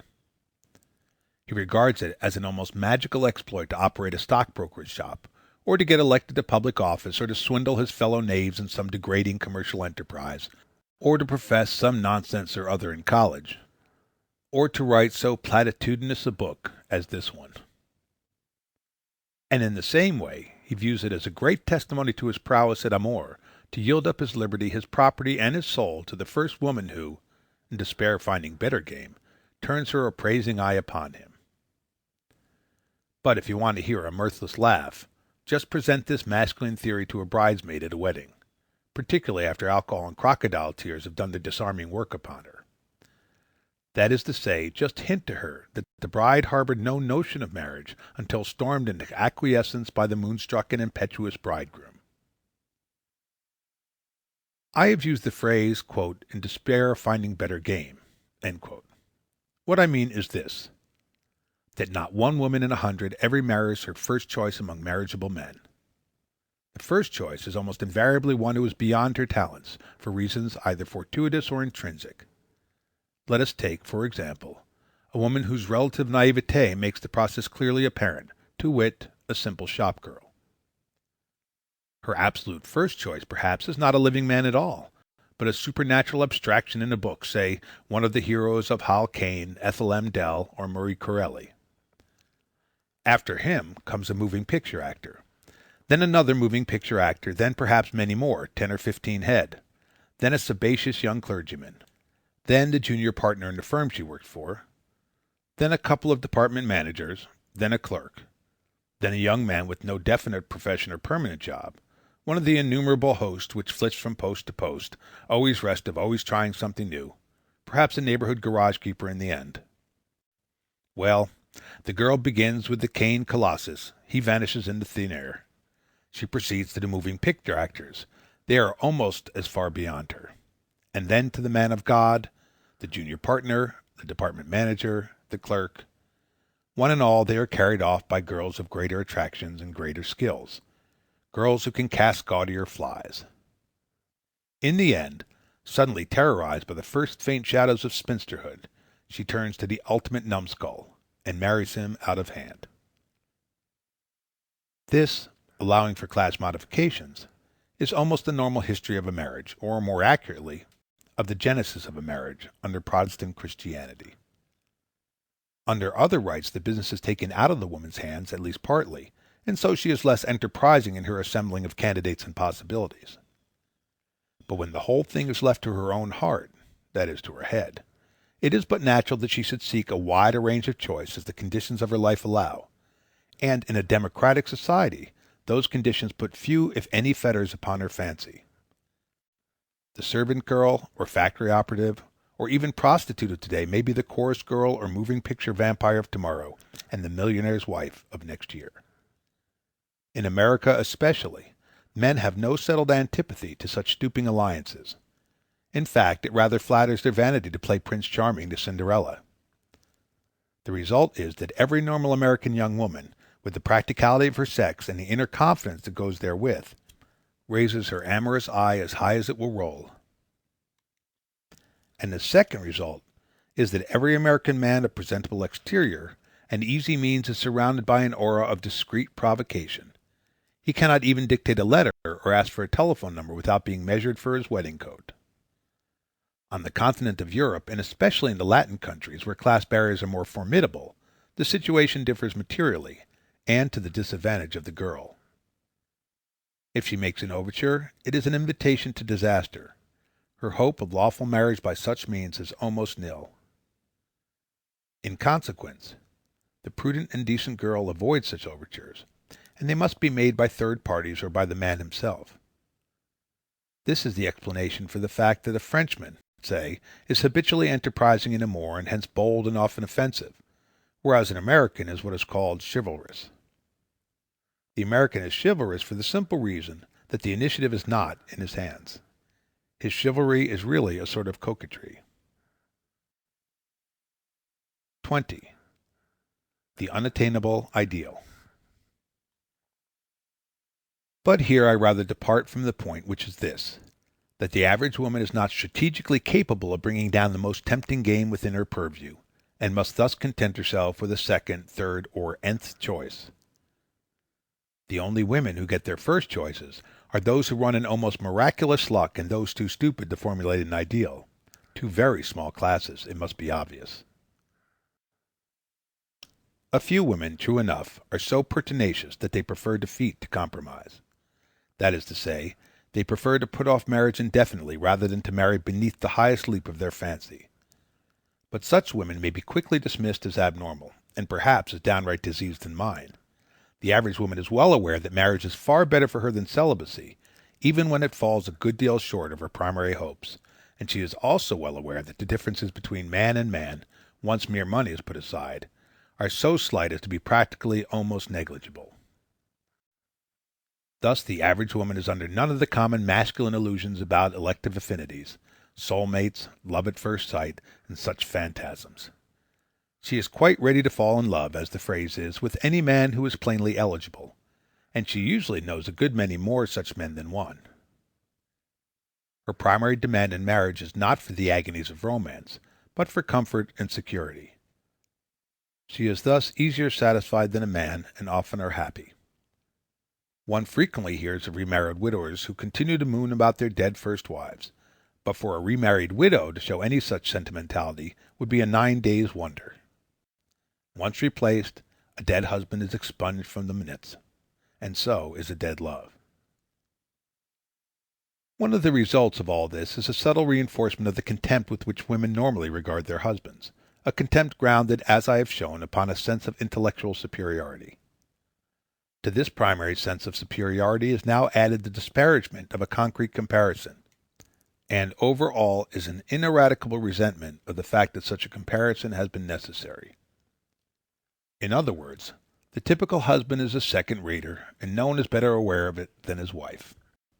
He is, taking averages, one who has been loved, as the saying goes, but by one woman, and then only as a second, third, or nth choice. If any other woman had ever loved him, as the idiom has it, she would have married him, and so have made him ineligible for his present happiness.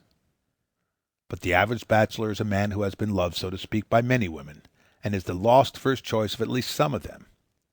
He represents the unattainable and hence the admirable. The husband is the attained and disdained. Here we have sufficient explanation of the general superiority of bachelors, so often noted by students of mankind. A superiority so marked that it is difficult, in all history, to find 6 first-rate philosophers who were married men. The bachelor's very capacity to avoid marriage is no more than a proof of his relative freedom from the ordinary sentimentality of his sex. In other words, of his greater approximation to the clear-headedness of the enemy sex. He is able to defeat the enterprise of women because he brings to the business an equipment almost comparable to their own. Herbert Spencer, until he was 50, was ferociously harassed by women of all sorts. Among others, George Eliot tried very desperately to marry him. But after he had made it plain over a long series of years that he was prepared to resist marriage to the full extent of his military and naval power, the girls dropped off one by one, and so his last decades were full of peace, and he got a great deal of very important work done. 21. The effect on the race. It is, of course, not well for the world that the highest sort of men are thus selected out, as the biologists say, and that their superiority dies with them, whereas the ignoble tricks and sentimentalities of lesser men are infinitely propagated. Despite a popular delusion that the sons of great men are always dolts, the fact is that intellectual superiority is inheritable quite as easily as bodily strength, and that fact has been established beyond cavil by the laborious inquiries of Galton, Pearson, and the other anthropometricians of the English school. If such men as Spinoza, Kant, Schopenhauer, Spencer, and Nietzsche had married and begotten sons, those sons, it is probable, would have contributed as much to philosophy as the sons and grandsons of Weitbach contributed to music, or those of Erasmus Darwin to biology, or those of Henry Adams to politics, or those of Hamilcar Barca to the art of war. I have said that Herbert Spencer's escape from marriage facilitated his life work, and so served the immediate good of English philosophy.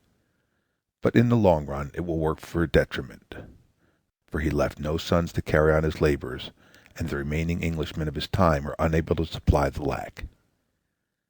His celibacy indeed made English philosophy coextensive with his life. Since his death, the whole body of metaphysical speculation produced in England has been of little more practical value to the world than a drove of hogs. In precisely the same way, the celibacy of Schopenhauer, Kant, and Nietzsche has reduced German philosophy to feebleness. Even setting aside this direct influence of heredity, there is the equally potent influence of example and tuition. It is a gigantic advantage to live on intimate terms with a first-rate man, and have his care. Hamilcar not only gave Carthaginians a great general in his actual son, he also gave them a great general in his son-in-law, trained in his camp. But the tendency of first-rate men to remain a bachelor is very strong, and Sidney Lee once showed that of all the great writers of England since the Renaissance, more than half were either celibate or lived apart from their wives. Even the married ones revealed the tendency plainly. For example, consider Shakespeare. He was forced into marriage while still a minor by the brothers of Anne Hathaway, who was several years his senior, and had debauched him and gave out that she was enceinte by him. He escaped from her abhorrent embraces as quickly as possible, and thereafter kept as far away from her as he could. His very distaste for marriage, indeed, was the cause of his residence in London, and hence, in all probability, of the labors which made him immortal. In different parts of the world, various expedients have been resorted to overcome this reluctance to marriage among the better sort of men. Christianity in general combats it on the ground that it is offensive to God, though at the same time leaning towards an enforced celibacy among its own agents. This discrepancy is fatal to the position. On the one hand, it is impossible to believe that the same God who permitted his own son to die a bachelor regards celibacy as an actual sin. And on the other hand, it is obvious that the average cleric would be damaged but little, and probably improved appreciably, by having a wife to think for him, and to force him to virtue and industry, and to aid him otherwise in his sordid profession. Where religious superstitions have died out, the institution of the dot prevails, an idea borrowed by Christians from the Jews. The dot is simply a bribe designed to overcome the disinclination of the male. It involves a frank recognition of the fact that he loses by marriage, and it seeks to make up for that lost by a money payment. Its obvious effect is to give young women a wider and better choice of husbands. A relatively superior man, otherwise quite out of reach, may be brought into camp by the assurance of economic ease, and what is more, he may be kept in order after he has been taken by the consciousness of his gain. Among hard-headed and highly practical people, such as Jews and the French, the dot flourishes, and its effect is to promote intellectual suppleness in the race, for the average child is thus not inevitably the offspring of a woman and a noodle, as with us, but may be the offspring of a woman and a man of reasonable intelligence. But even in France, the very highest class of men tend to evade marriage. They resist money almost as unanimously as their Anglo-Saxon brethren resist sentimentality. In America, the dot is almost unknown, partly because money-getting is easier to men than in Europe and is regarded as less degrading, and partly because American men are more naive than French men, and are thus readily intrigued without actual bribery. But the best of them nevertheless lean to celibacy, and plans for overcoming their habit are frequently proposed and discussed. One such plan involves a heavy tax on bachelors. The defect in it lies in the fact that the average bachelor, for obvious reasons, is relatively well-to-do, and would pay the tax rather than marry. Moreover, the payment of it would help to salve his own conscience, which is now made restive, I believe, by a maudlin feeling that he is shirking his duty to the race, and so he would be confirmed and supported in his determination to avoid the altar. Still further, he would escape the social odium which now attaches to his celibacy, for whatever a man pays for is regarded as his right. As things stand, that odium is of definite potency, and undoubtedly has its influence upon a certain number of men in the lower ranks of bachelors. They stand, so to speak, in the twilight zone of bachelorhood, with one leg furtively over the altar rail. It needs only an extra pull to bring them to the sacrifice. But if they could compound for their immunity by a cash indemnity, it is highly probable that they would take on a new resolution, and in the end they would convert what remained of their present disrepute into a source of egoistic satisfaction, as is done indeed by a great many bachelors even today. These last immoralists are privy to the elements which enter into that disrepute, the ire of women whose devices they have resisted, and the envy of men who have succumbed. 22. Compulsory marriage. I myself once proposed an alternative scheme, to wit, the prohibition of sentimental marriages by law, and the substitution of matchmaking by the common hangman. This plan, as revolutionary as it may seem, would have several plain advantages. For one thing, it would purge the serious business of marriage of the romantic folderol that now corrupts it, and so make for the peace and happiness of the race. For another thing, it would work against the process which now selects out, as I have said, those men who are most fit, and so throws the chief burden of paternity upon the inferior to the damage of posterity. The hangman, if he made his selections arbitrarily, would try to give his office permanence and dignity by choosing men whose marriage would meet with public approbation, that is, men obviously of sound stock and talents, that is, the sort of men who now habitually escape. And if he made his selection by the hazard of the die, or by drawing numbers out of a hat, or by any other such method of pure chance, that pure chance would fall indiscriminately upon all orders of men, and the upper orders would thus lose their present comparative immunity. True enough, a good many men would endeavor to influence him privately to their own advantage, and it is probable that he would occasionally succumb. But it must be plain that the men most likely to prevail in that enterprise would not be philosophers, but politicians, and so there would be some benefit to the race even here. Posterity surely suffers no very heavy loss when a congressman, a member of the House of Lords, or even an ambassador or prime minister dies childless. But when a Herbert Spencer goes to the grave without leaving sons behind him, there is a detriment to all the generations of the future. I did not offer the plan, of course, as a contribution to practical politics, but merely as a sort of hypothesis to help clarify the problem. Many other theoretical advantages appear in it, but its execution is made impossible, not only by their inherent defects, but also by a general disinclination to abandon the present system, which at least offers certain attractions to concrete men and women, despite its unfavorable effects upon the unborn. Women would oppose the substitution of chance or arbitrary fiat for the existing struggle, for the plain reason that every woman is convinced, and no doubt rightly, that her own judgment is superior to that of either the common hangman or the gods, and that her own enterprise is more favorable to her opportunities. And men would oppose it because it would restrict their liberty. Their liberty, of course, is largely imaginary. In its common manifestation, it is no more at bottom than the privilege of being bamboozled and made a mock of by the first woman who ventures to essay the business. But nonetheless, it is quite as precious to men as any other of the ghosts that their vanity conjures up for their enchantment. They cherish the notion that unconditioned volition enters into the matter, and that under volition there is not only a high degree of sagacity, but also a touch of the daring and the devilish. A man is often almost as much pleased and flattered by his own marriage as he would be by the achievement of what is currently called a seduction. In the one case, as in the other, his emotion is one of triumph. The substitution of pure chance would take away that soothing unction. The present system, to be sure, also involves chance. Every man realizes it, and even the most bombastic bachelor has moments in which he humbly whispers, "There, but for the grace of God, go I."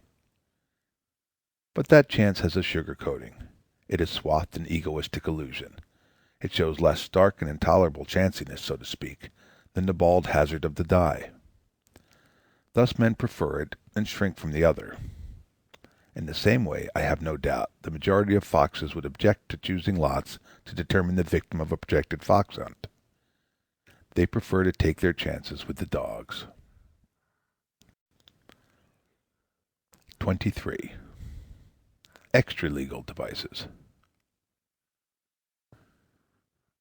It is, of course, a rhetorical exaggeration to say that all first-class men escape marriage, and even more of an exaggeration to say that their high qualities go wholly untransmitted to posterity. On the one hand, it must be obvious that an appreciable number of them, perhaps by reason of their very detachment and preoccupation, are intrigued into the holy estate, and that not a few of them enter it deliberately, convinced that it is the safest form of liaison possible under Christianity. And on the other hand, one must not forget the biological fact that it is quite feasible to achieve offspring without the imprimatur of church and state. The thing indeed is so commonplace that I need not risk a scandal by uncovering it in detail. What I allude to, I need not add, is not that form of irregularity which curses innocent children with the stigma of illegitimacy, but that more refined and thoughtful form which safeguards their social dignity while protecting them against inheritance from their legal fathers. English philosophy, as I have shown, suffers by the fact that Herbert Spencer was too busy to permit himself any such romantic altruism, just as American literature gains enormously by the fact that Walt Whitman adventured, leaving 7 sons behind him, 3 of whom are now well-known American poets and in the forefront of the new poetry movement. The extent of this correction of a salient evil of monogamy is very considerable.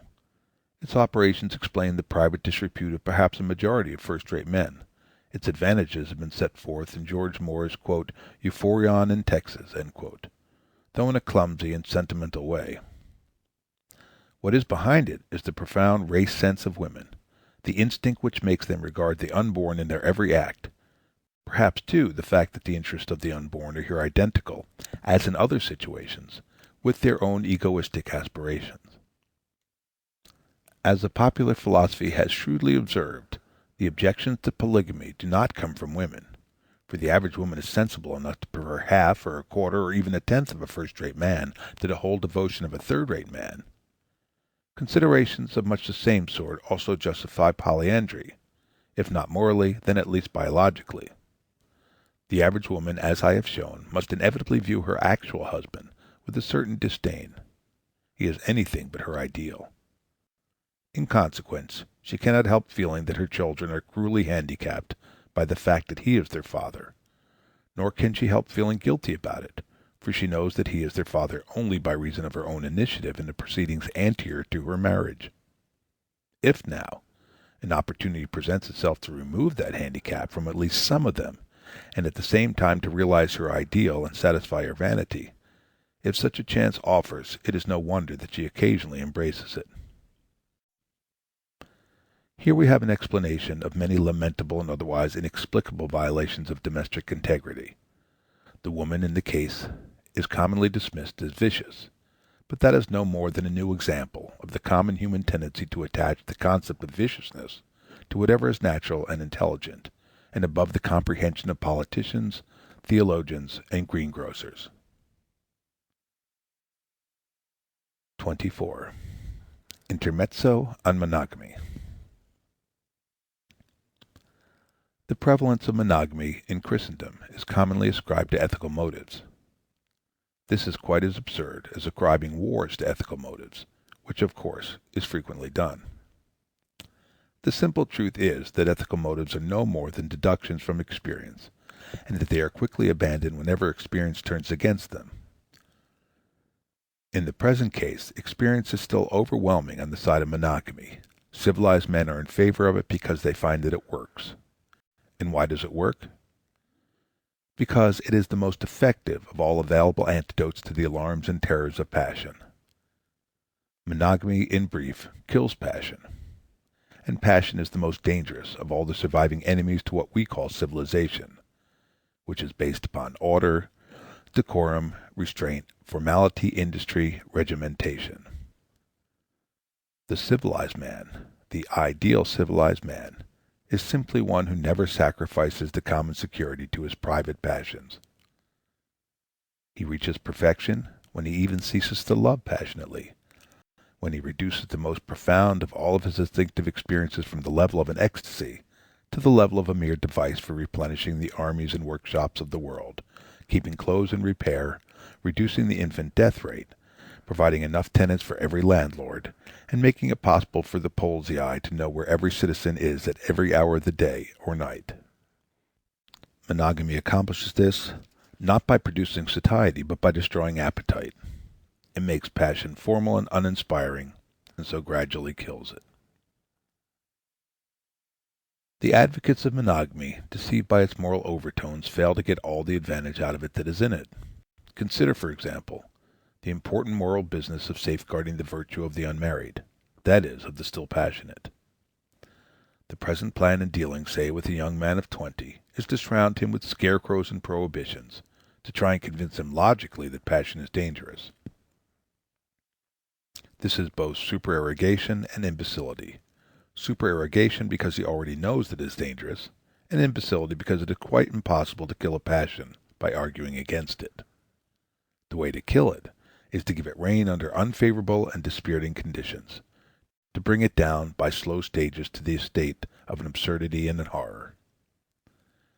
How much more, then, could be accomplished if the wild young man were forbidden polygamy before marriage, but permitted monogamy?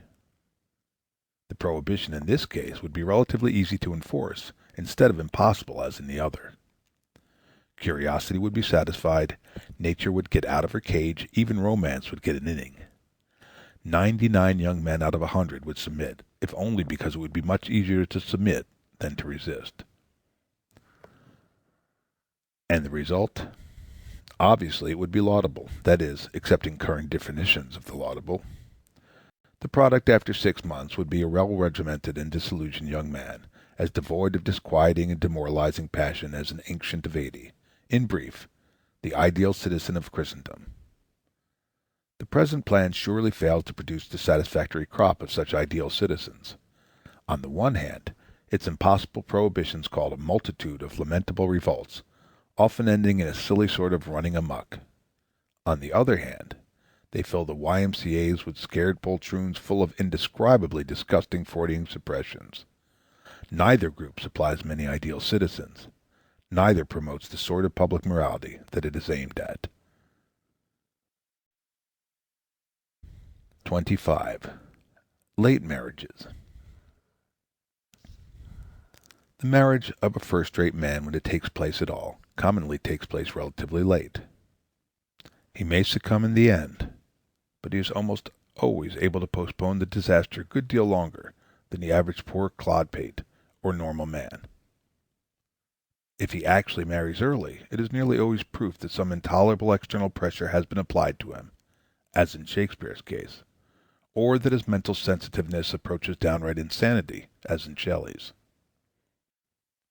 This fact, curiously enough, has escaped the observation of an otherwise extremely astute observer, namely Havelock Ellis. In his study of British genius, he notes the fact that most men of unusual capacities are the sons of relatively old fathers. But instead of exhibiting the true cause thereof, he ascribes it to a mysterious quality whereby a man already in decline is capable of begetting better offspring than one in full vigor. This is a palpable absurdity, not only because it goes counter to facts long established by animal breeders, but also because it tacitly assumes that talent, and hence the capacity for transmitting it, is an acquired character, and that this character may be transmitted. Nothing could be more unsound. Talent is not an acquired character, but a congenital character, and the man who is born with it has it in early life quite as well as in later life, though its manifestation may have to wait. James Mill was yet a young man when his son, John Stuart Mill, was born, and not one of his principal books had been written. But though the elements of political economy and the analysis of the human mind were thus but vaguely formulated in his mind, if they were actually so much as formulated at all, it was 15 years before he wrote them. He was still quite able to transmit the capacity to write them to his son. And that capacity showed itself years afterwards in the latter's Principles of Political Economy and Essay on Liberty. But Ellis's faulty inference is still based upon a sound observation, to wit, that the sort of man capable of transmitting high talents to his son is ordinarily a man who does not have a son at all, at least in wedlock, until he has advanced into middle life. The reasons which impel him to yield even then are somewhat obscure, but 2 or 3 of them perhaps may be vaguely discerned. One lies in the fact that every man, whether of the first class or of any other class, tends to decline in mental agility as he grows older, though in the actual range and profundity of his intelligence he may keep on improving until he collapses into senility. Obviously, it is mere agility of mind, and not profundity, that is of most value and effect in so tricky and deceptive a combat as the duel of sex. The aging man, with his agility gradually withering, is thus confronted by a woman in whom it still luxuriates as a function of their relative youth. Not only do women of his own age aspire to ensnare him, but also women of all ages back to adolescence. Hence his average or typical opponent tends to be progressively younger and younger than he is, and in the end the mere advantage of her youth may be sufficient to tip over his tottering defenses. This, I take it, is why oldish men are so often intrigued by girls in their teens. It is not that age calls maudlinly to youth, as the poets would have of it. It is that age is no match for youth, especially when age is male and youth is female. The case of the late Heinrich Ibsen was typical. At 40, Ibsen was a sedate family man, and it is doubtful that he ever so much as glanced at a woman. All his thoughts were upon the composition of The League of Youth, his first social drama. At 50, he was almost as preoccupied. A Doll's House was then hatching. But at 60, with his best work all done, his decline begun, he succumbed preposterously to a flirtatious damsel of 18. And thereafter, until actual insanity released him, he mooned like a provincial actor in a sentimental melodrama.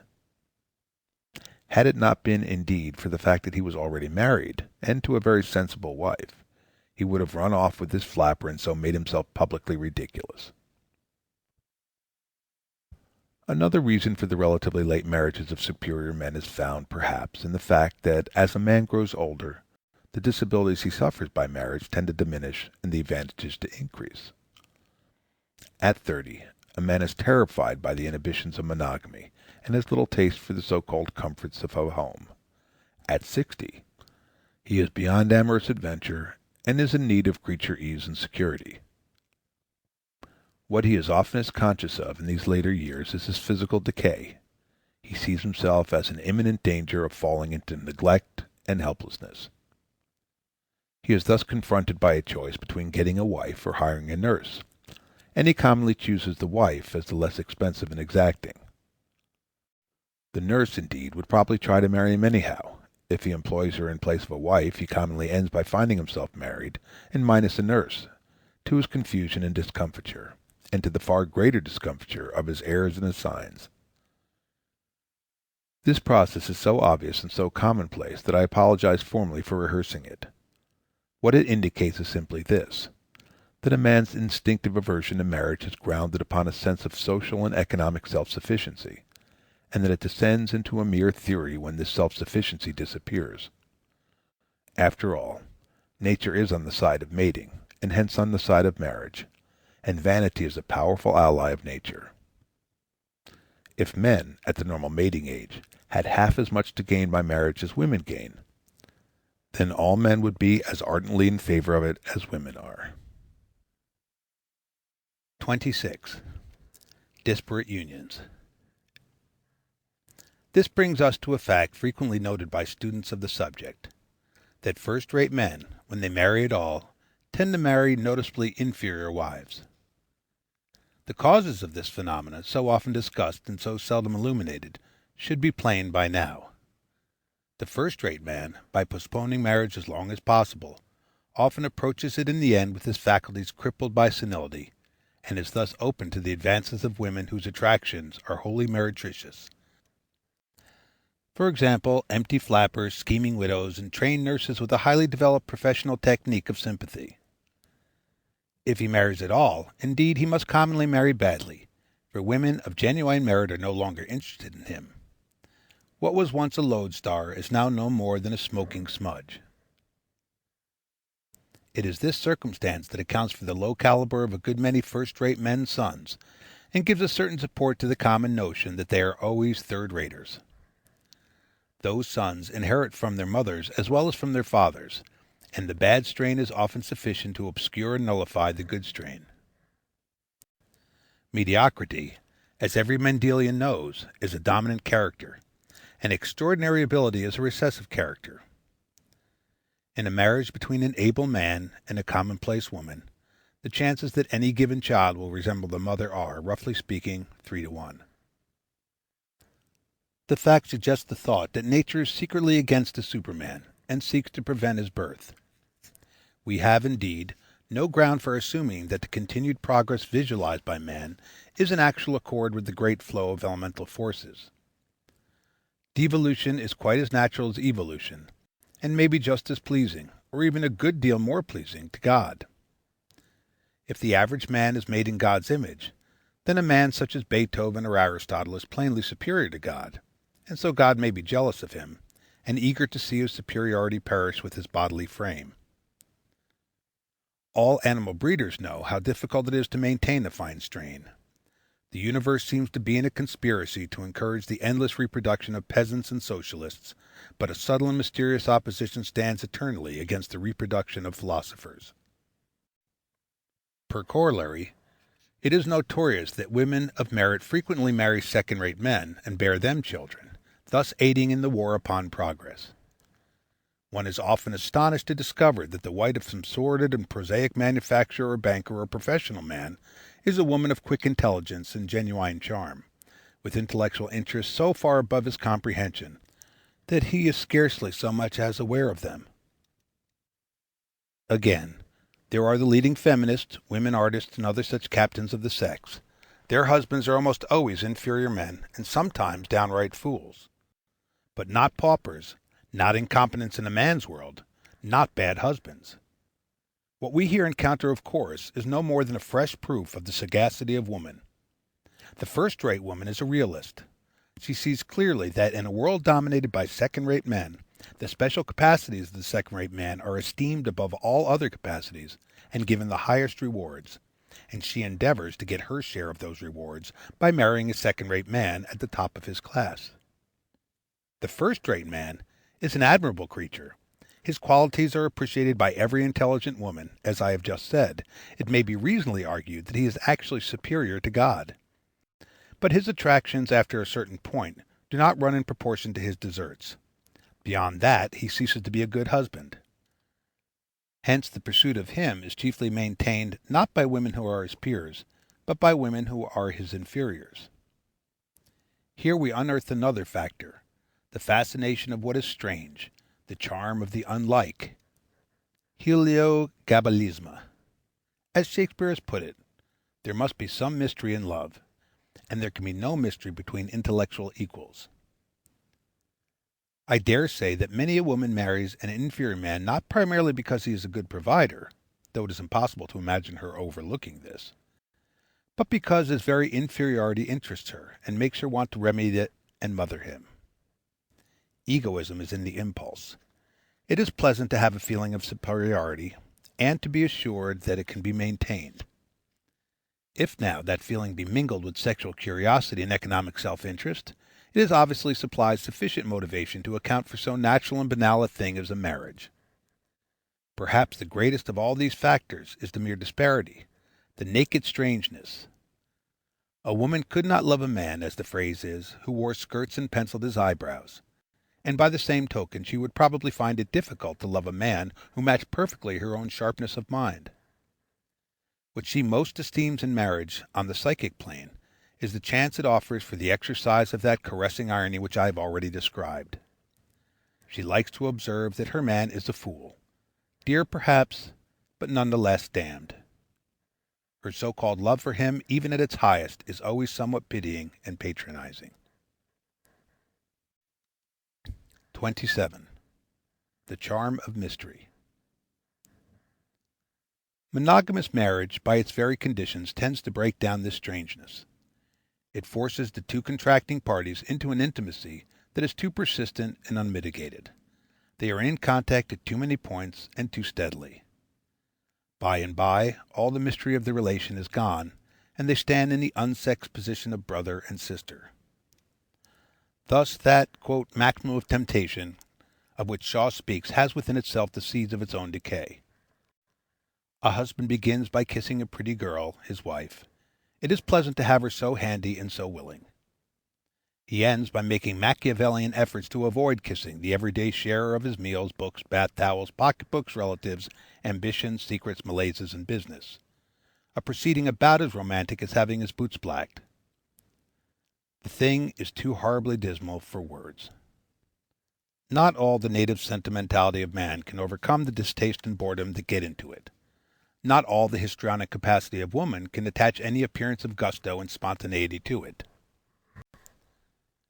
An estimable lady psychologist of the American Republic, Mrs. Marion Cox, in a somewhat florid book entitled Ventures into Worlds, has a sagacious essay upon this subject. She calls the essay, quote, Our Incestuous Marriage, end quote, and argues accurately that once the adventure descends to the habitual, it takes on an offensive and degrading character. The intimate approach, to give genuine joy, must be a concession, a feat of persuasion, a victory. Once it loses that character, it loses everything. Such a destructive conversion is effected by the average monogamous marriage.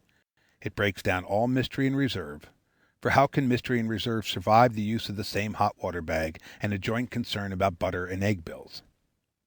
What remains, at least on the husband's side, is esteem, the feeling one has for an amiable aunt, and confidence, the emotion evoked by a lawyer, a dentist, or a fortune-teller. And habit, the thing which makes it possible to eat the same breakfast every day and to wind up one's watch regularly and to earn a living. Mrs. Cox, if I remember her dissertation correctly, proposes to prevent this stodgy dephlogistication of marriage by interrupting its course. That is, by separating the parties now and then, so that neither will become too familiar and commonplace to the other. By this means, she argues, curiosity will be periodically revived, and there will be a chance for personality to expand a cappella, and so each reunion will have in it something of the surprise, the adventure, and the virtuous Satanry of the honeymoon. The husband will not come back to precisely the same wife that he parted from, and the wife will not welcome precisely the same husband. Even supposing them to have gone on substantially as if together, they will have gone on out of sight and hearing of each other. Thus each will find the other, to some extent at least, a stranger, and hence a bit challenging, and hence a bit charming. The scheme has merit. More, it has been tried often and with success. It is, indeed, a familiar observation that the happiest couples are those who are occasionally separated, and the fact has been embalmed in the trite maxim that absence makes the heart grow fonder. Perhaps not actually fonder, but at any rate more tolerant, more curious, more eager. Two difficulties, however, stand in the way of the widespread adoption of the remedy. One lies in its costliness. The average couple cannot afford a double establishment, even temporarily. The other lies in the fact that it inevitably arouses the envy and ill nature of those who cannot adopt it, and so causes a gabbling of scandal. The world invariably suspects the worst. Let man and wife separate to save their happiness from suffocation in the kitchen, the dining room, and the connubial chamber, and it will immediately conclude that the corpse is already laid out in the drawing room. 28. Woman as wife.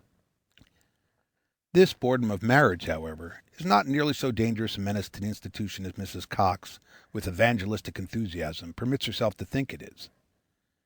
It bears most harshly upon the wife, who is almost always the more intelligent of the pair. In the case of the husband, its pains are usually lightened by that sentimentality with which men dilute the disagreeable, particularly in marriage. Moreover, the average male gets his living by such depressing devices that boredom becomes a sort of a natural state to him. A man who spends 6 or 8 hours a day acting as a teller in a bank, or sitting upon the bench of a court, or looking to the inexpressibly trivial details of some process of manufacturing, or writing imbecile articles for a newspaper, or managing a tramway, or administering ineffective medicines to stupid and uninteresting patients, a man so engaged during all his hours of labor, which means a normal typical man, is surely not one to be oppressed unduly by the dull round of domesticity. Of far more potency as a cause of connubial discord is the general inefficiency of a woman at the business of what is called keeping house, a business founded upon a complex of trivial technicalities. As I have argued at length, women are congenitally less fitted for mastering these technicalities than men. The enterprise always costs them more effort, and they are never able to reinforce mere diligent application with that obtuse enthusiasm which men commonly bring to their tawdry and childish concerns. His wife may bore him hopelessly as mistress, just as any other mistress inevitably bores a man, though surely not quickly and so painfully as a lover bores a woman. But she is not apt to bore him so badly in her other capacities. What he commonly complains about in her, in truth, is not that she tires him by her monotony, but that she tires him by her variety. Not that she is too static, but she is too dynamic. He is weary when he gets home, and asks only the dull peace of a hog in comfortable sty. This peace is broken by the greater restlessness of his wife, the fruit of her greater intellectual resilience and curiosity. But in addition to their natural incapacity, there is a reluctance based upon the deficiency in incentive, and that deficiency in incentive is due to the maudlin sentimentality with which men regard marriage. In this sentimentality lies the germ of most of the evils which beset the institution in Christendom, and particularly in the United States, where sentiment is always carried to inordinate lengths.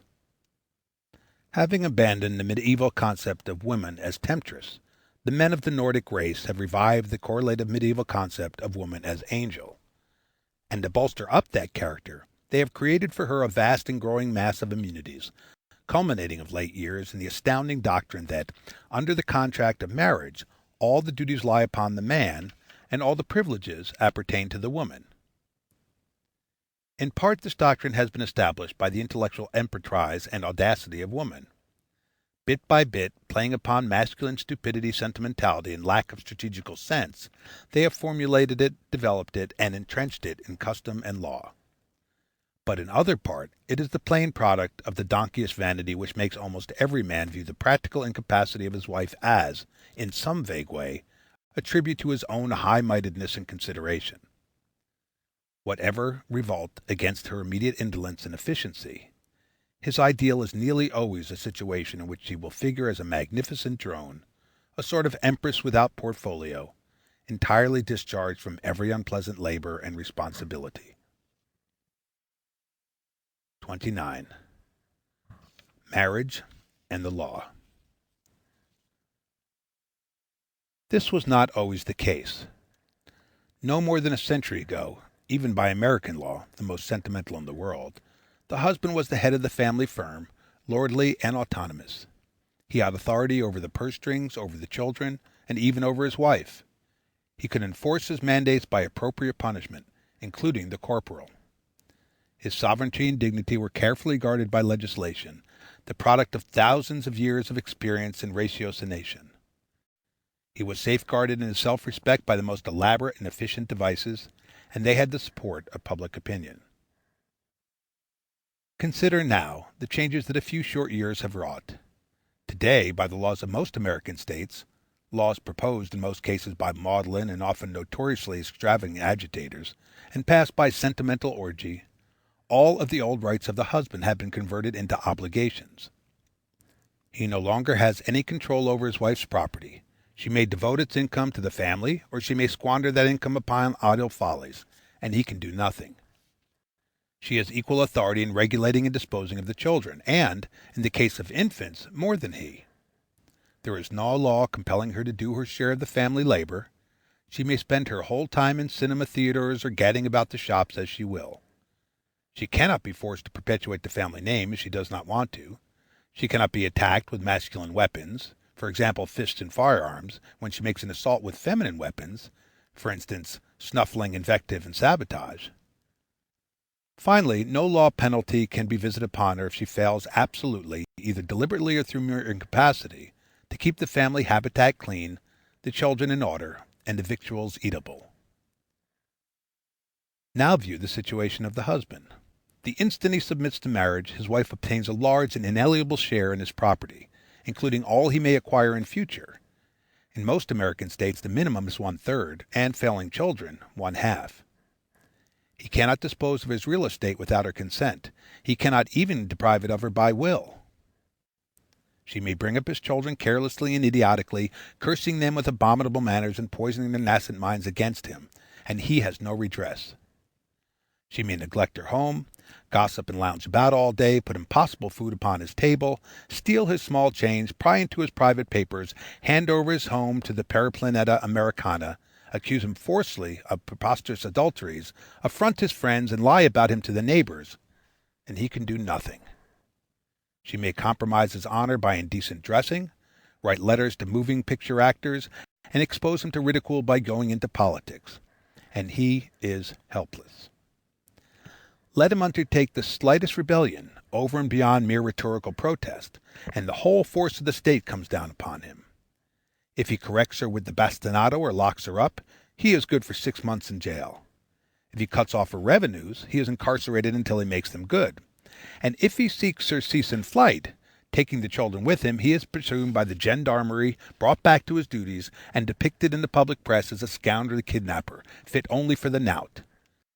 In brief, she is under no legal necessity whatsoever to carry out her part of the compact at the altar of God, where he faces instant disgrace and punishment for the slightest failure to observe its last letter. For a few grave crimes of commission, true enough, she may be proceeded against. Open adultery is a recreation that is denied to her. She cannot poison her husband. She must not assault him with edged tools, or leave him altogether, or strip off her few remaining garments and go naked. But for the vastly more various and numerous crimes of omission, and in some they are more exasperating and intolerable than even overt felony, she cannot be brought to book at all. The scene I depict is American, but it will soon extend its horrors to all Protestant countries. The newly enfranchised women of every one of them cherish long programs of what they call social improvement, and practically the whole of that improvement is based upon devices for augmenting their own relative autonomy and power. The English wife of tradition, so thoroughly a femme couverte, is being displaced by a gadabout, truculent, irresponsible creature, full of strange new ideas about her rights, and strongly disinclined to submit to her husband's authority, or to devote herself honestly to the upkeep of his house, or to bear him a biological sufficiency of heirs.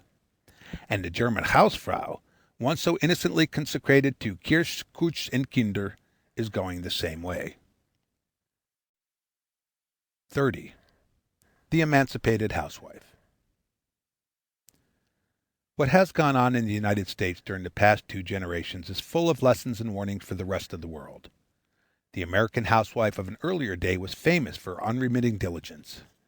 She not only cooked, washed, and ironed, she also made shift to master such more complex arts as spinning, baking, and brewing.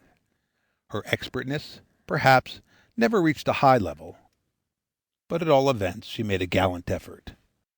But that was long, long ago, before the new enlightenment rescued her.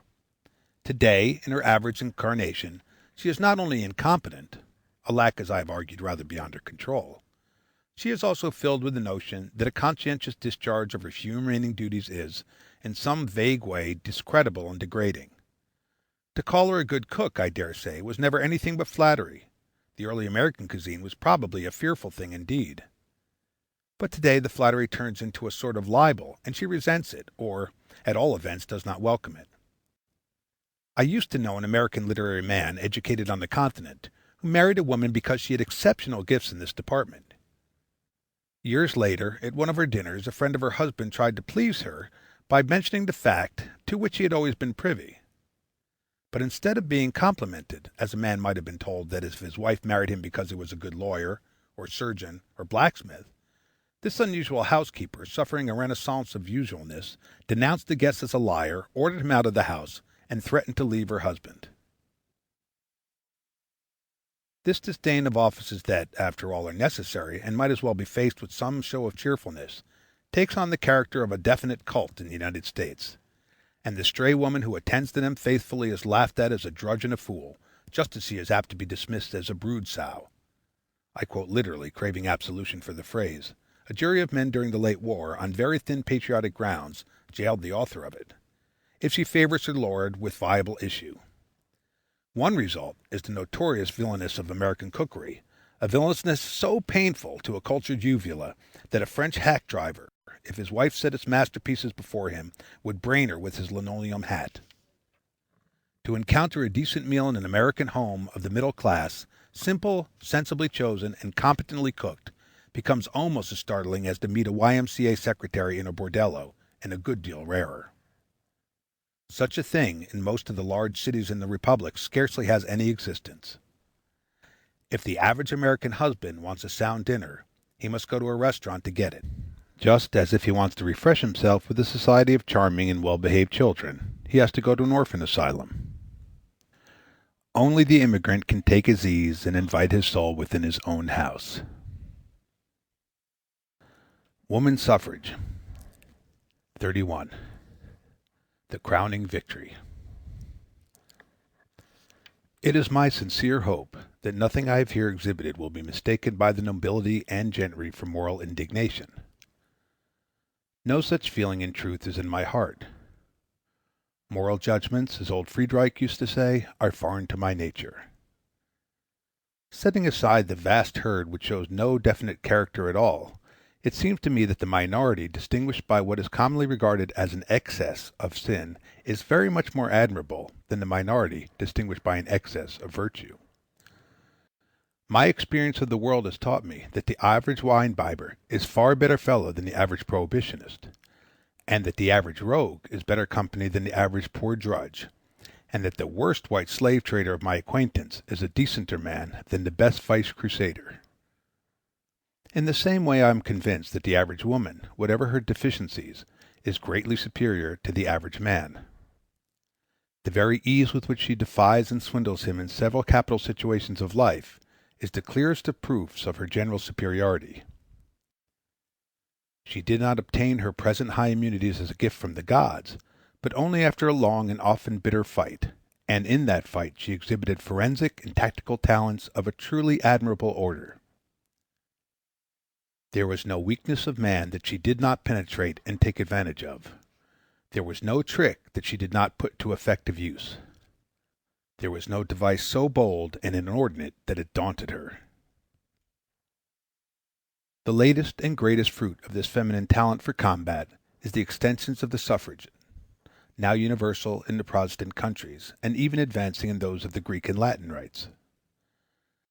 This fruit was garnered, not by an attack en masse, but by a mere foray. I believe that the majority of women, for reasons that I presently expose, were not eager for the extension, and regard it as of small value today. They know that they can get what they want without going to the actual polls for it. Moreover, they are out of sympathy with the most Brummagem reforms advocated by the professional suffragists, male and female. The mere statement of the current suffragist platform, with its long list of quack sure cures for all the sorrows of the world, is enough to make them smile sadly.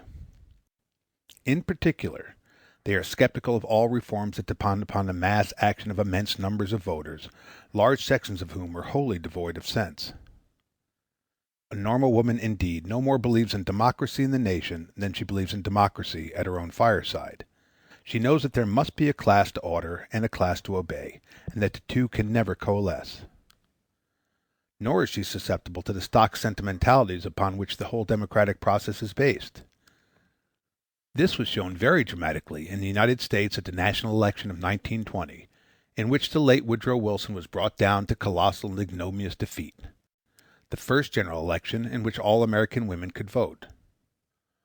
All the sentimentality of the situation was on the side of Wilson, and yet fully 3/4 of the newly enfranchised women voters voted against him. He is, despite his talents for deception, a poor popular psychologist, and so he made an inept effort to fetch the girls by tear squeezing. Every connoisseur will remember his bathos about breaking the heart of the world. Well, very few women believe in broken hearts, and the cause is not far to seek. Practically every woman above the age of 25 has a broken heart. That is to say, she has been vastly disappointed, either by falling to nab some pretty fellow that her heart was set on, or worse, by actually nabbing him, and then discovering him to be a bounder or an imbecile, or both. Thus, walking the world with broken hearts, women know that the injury is not serious. When he pulled out the Vox Angelica stop, and began sobbing and snuffling and blowing his nose tragically, the learned doctor simply drove all the women voters into the arms of the Honorable Warren Gamaliel Harding, who was too stupid to invent any issues at all, but simply took negative advantage of the distrust aroused by his opponent. Once the women of Christendom become at ease with the use of the ballot, and get rid of the preposterous harridans who got it for them and who now seek to tell them what to do with it, they will proceed to a scotching of many of the sentimentalities which currently corrupt politics. For one thing, I believe that they will initiate measures against democracy, the worst evil of the present-day world. When they come to the matter, they will certainly not ordain the extension of the suffrage to children, criminals, and the insane. In brief, to those even more inflammable and novice than the male hinds who have enjoyed it for so long. They will try to bring about its restriction, bit by bit, to the small minority that is intelligent, agnostic, and self-possessed. Say 6 women to 1 man. Thus, out of their greater instinct for reality, they will make democracy safe for democracy. The curse of man, and the cause of nearly all his woes, is his stupendous capacity for believing the incredible. He is forever embracing delusions, and each new one is worse than all that have gone before. But where is the delusion that women cherish? I mean habitually, firmly, passionately. Who will draw up a list of propositions held and maintained by them in sober earnest that are obviously not true? I allude here, of course, to genuine women, not to suffragettes and other such pseudo-males. As for me, I should not like to undertake such a list. I know of nothing, in fact, that properly belongs to it. Women as a class believe in none of the ludicrous rights, duties, and pious obligations that men are forever gabbing about. Their superior intelligence is in no way more eloquently demonstrated than by their ironical view of all such phantasmagoria. Their habitual attitude towards men is one of aloof disdain, and their habitual attitude towards what men believe in, and get into sweats about, and bellow for, is substantially the same. It takes twice as long to convert a body of women to some new fallacy as it takes to convert a body of men, and even then they halt, hesitate, and are full of mordant criticisms. The women of Colorado had been voting for 21 years before they succumbed to prohibition sufficiently to allow the man voters of the state to adopt it. Their own majority voice was against it to the end. During the interval, the men voters of a dozen non-suffrage American states had gone shrieking to the mourners' bench. In California, enfranchised in 1911, the women rejected the dry revelation in 1914. National prohibition was adopted during the war without their votes. They did not get the franchise throughout the country until it was in the Constitution, and it is without their support today. The American man, despite his reputation for lawlessness, is actually very much afraid of the police, and in all the regions where prohibition now actually is enforced, he makes excuses for his poltroonist acceptance of it by arguing that it will do him good in the long run, or that he ought to sacrifice his private desires to the common weal. But it is almost impossible to find an American woman of any culture who is in favor of it. One and all, they are opposed to the turmoil and corruption that it involves, and resentful of the invasion of liberty underlying it. Being realists, they have no belief in any program which proposes to cure the national swinishness of men by legislation. Every normal woman believes, and quite accurately, that the average man is very much like her husband John, and she knows very well that John is a weak, silly, and knavish fellow, and that any effort to convert him into an archangel overnight is bound to come to grief. As for her view of the average creature of her own sex, it is marked by a cynicism so penetrating and so destructive that a clear statement of it would shock beyond endurance. 32. The woman voter. Thus, there is not the slightest chance that the enfranchised women of Protestantdom, once they become at ease in the use of the ballot, will give any heed to the ex-suffragettes who now presume to lead and instruct them in politics. Years ago, I predicted that these suffragettes, tried out by victory, would turn out to be idiots. They are now hard at work proving it. Half of them devote themselves to advocating reforms, chiefly of a sexual character, so utterly preposterous that even male politicians and newspaper editors laugh at them. The other half succumb absurdly to the blandishments of the old-time male politicians, and so enroll themselves in the great political parties. A woman who joins one of these parties simply becomes an imitation man, which is to say, a donkey. Thereafter she is nothing but an obscure cog in an ancient and creaking machine, the sole intelligible purpose of which is to maintain a horde of scoundrels in public office. Her vote is instantly set off by the vote of some sister who joins the other Camorra. Parenthetically, I may add that all the ladies to take this political immolation seem to me to be frightfully plain. I know those of England, Germany, and Scandinavia only by their portraits in the illustrated papers, but those of the United States I have studied at close range at various large political gatherings, including 2 national conventions first following the extension of the suffrage. I am surely no fastidious fellow. In fact, I prefer a certain melancholy decay in women to the loud circus wagon brilliance of youth. But I give you my word that there were not 5 women at either national convention who could have embraced me in camera without first giving me chloral. Some of the chief stateswomen on show, in fact, were so downright hideous that I felt faint every time I had to look at them. The reform-mongering suffragists seem to be equally devoid of the more caressing gifts. They may be filled with altruistic passion, but they certainly have bad complexions, and not many of them know how to dress their hair. 9/10 of them advocate reforms aimed at the alleged lubricity of the male, the single standard, medical certificates for bridegroom, birth control, and so on. The motive here, I believe, is mere rage and jealousy.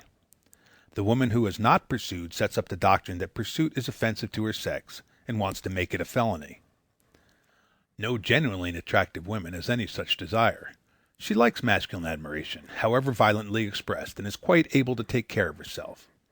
More, she is well aware that very few men are bold enough to offer it without plain invitation, and this awareness makes her extremely cynical of all women who complain of being harassed, beset, stormed, and seduced. All the more intelligent women that I know, indeed, are unanimously of the opinion that no girl in her right senses has ever been actually seduced since the world began.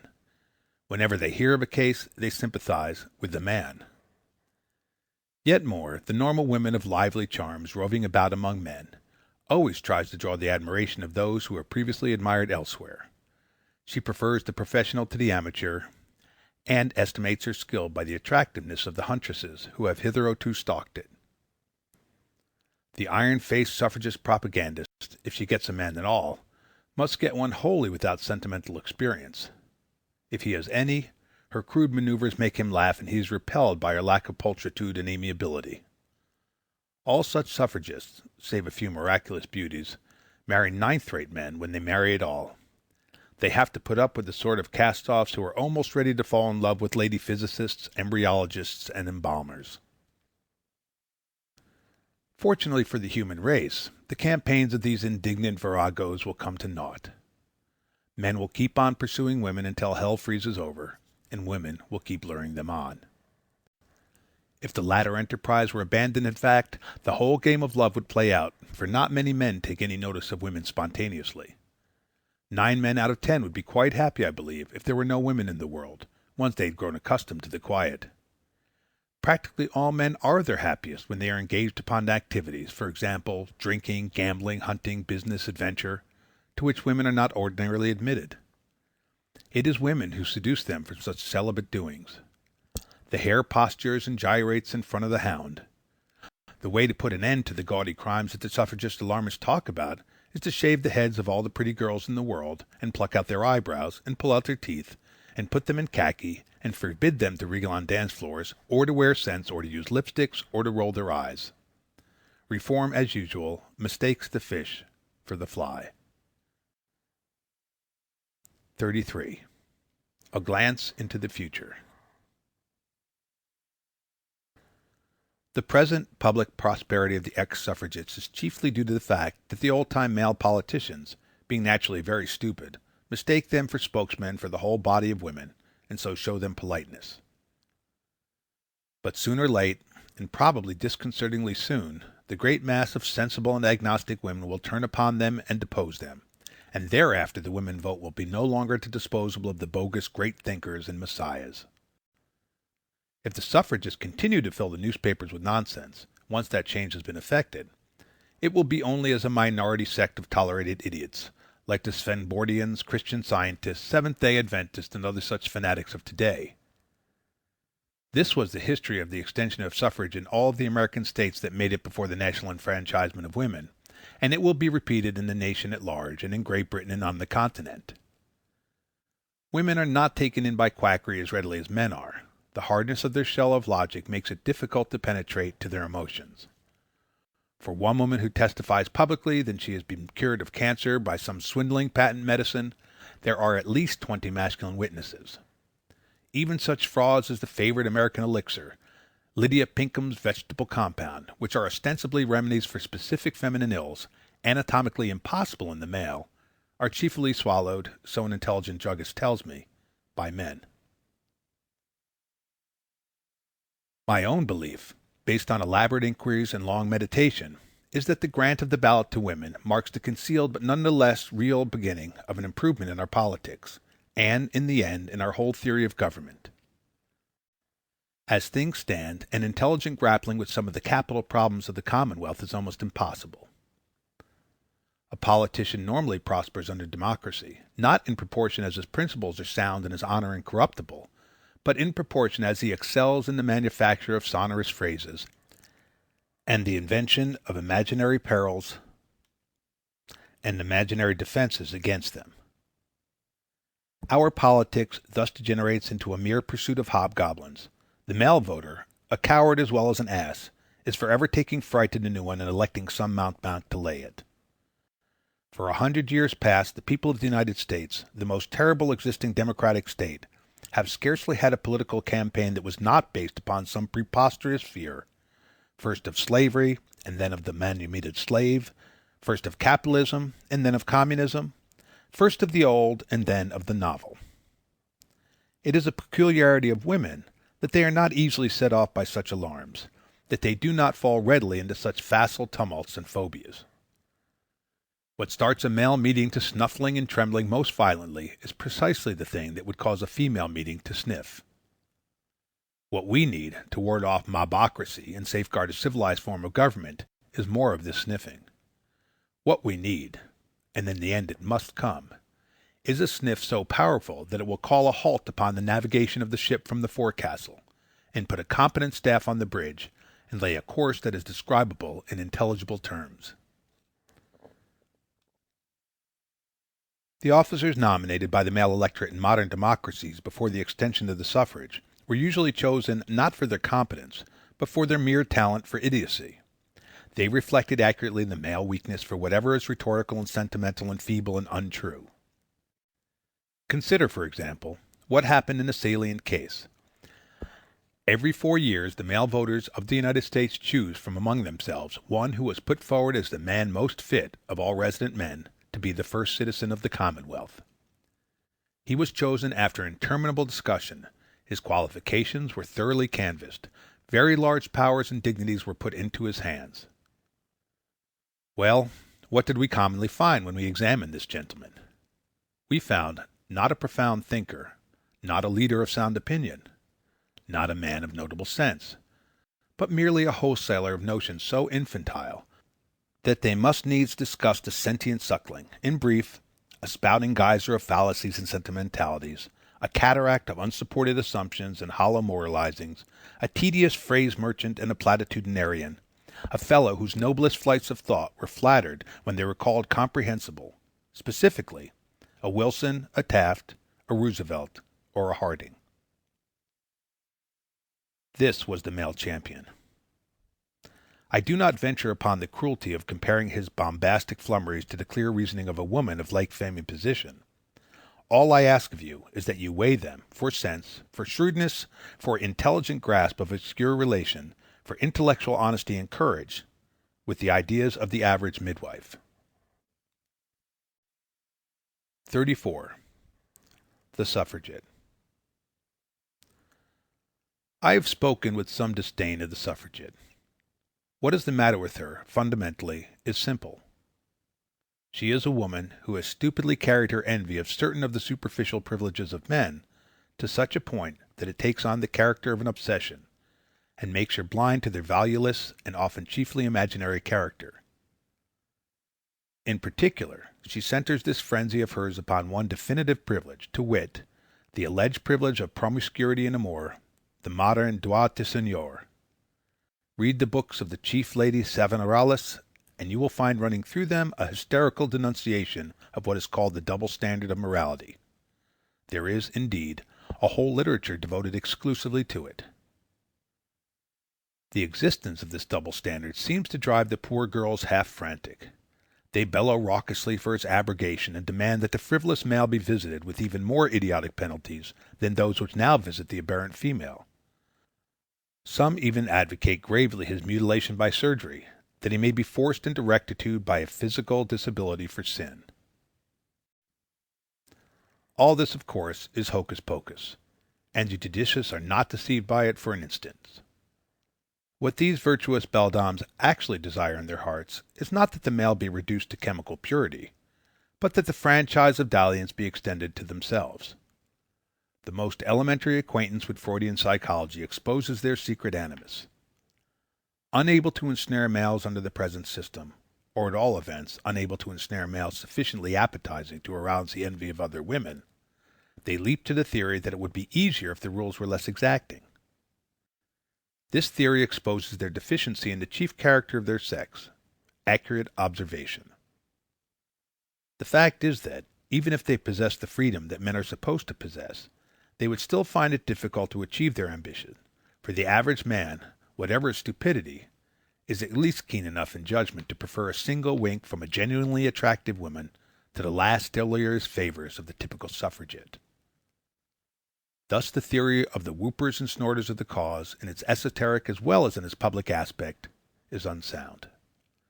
They are simply women who, in their tastes and processes of mind, are two-thirds men, and the fact explains their failure to achieve presentable husbands, or even consolatory betrayal, quite as effectively as it explains the ready credence they give political and philosophical absurdities.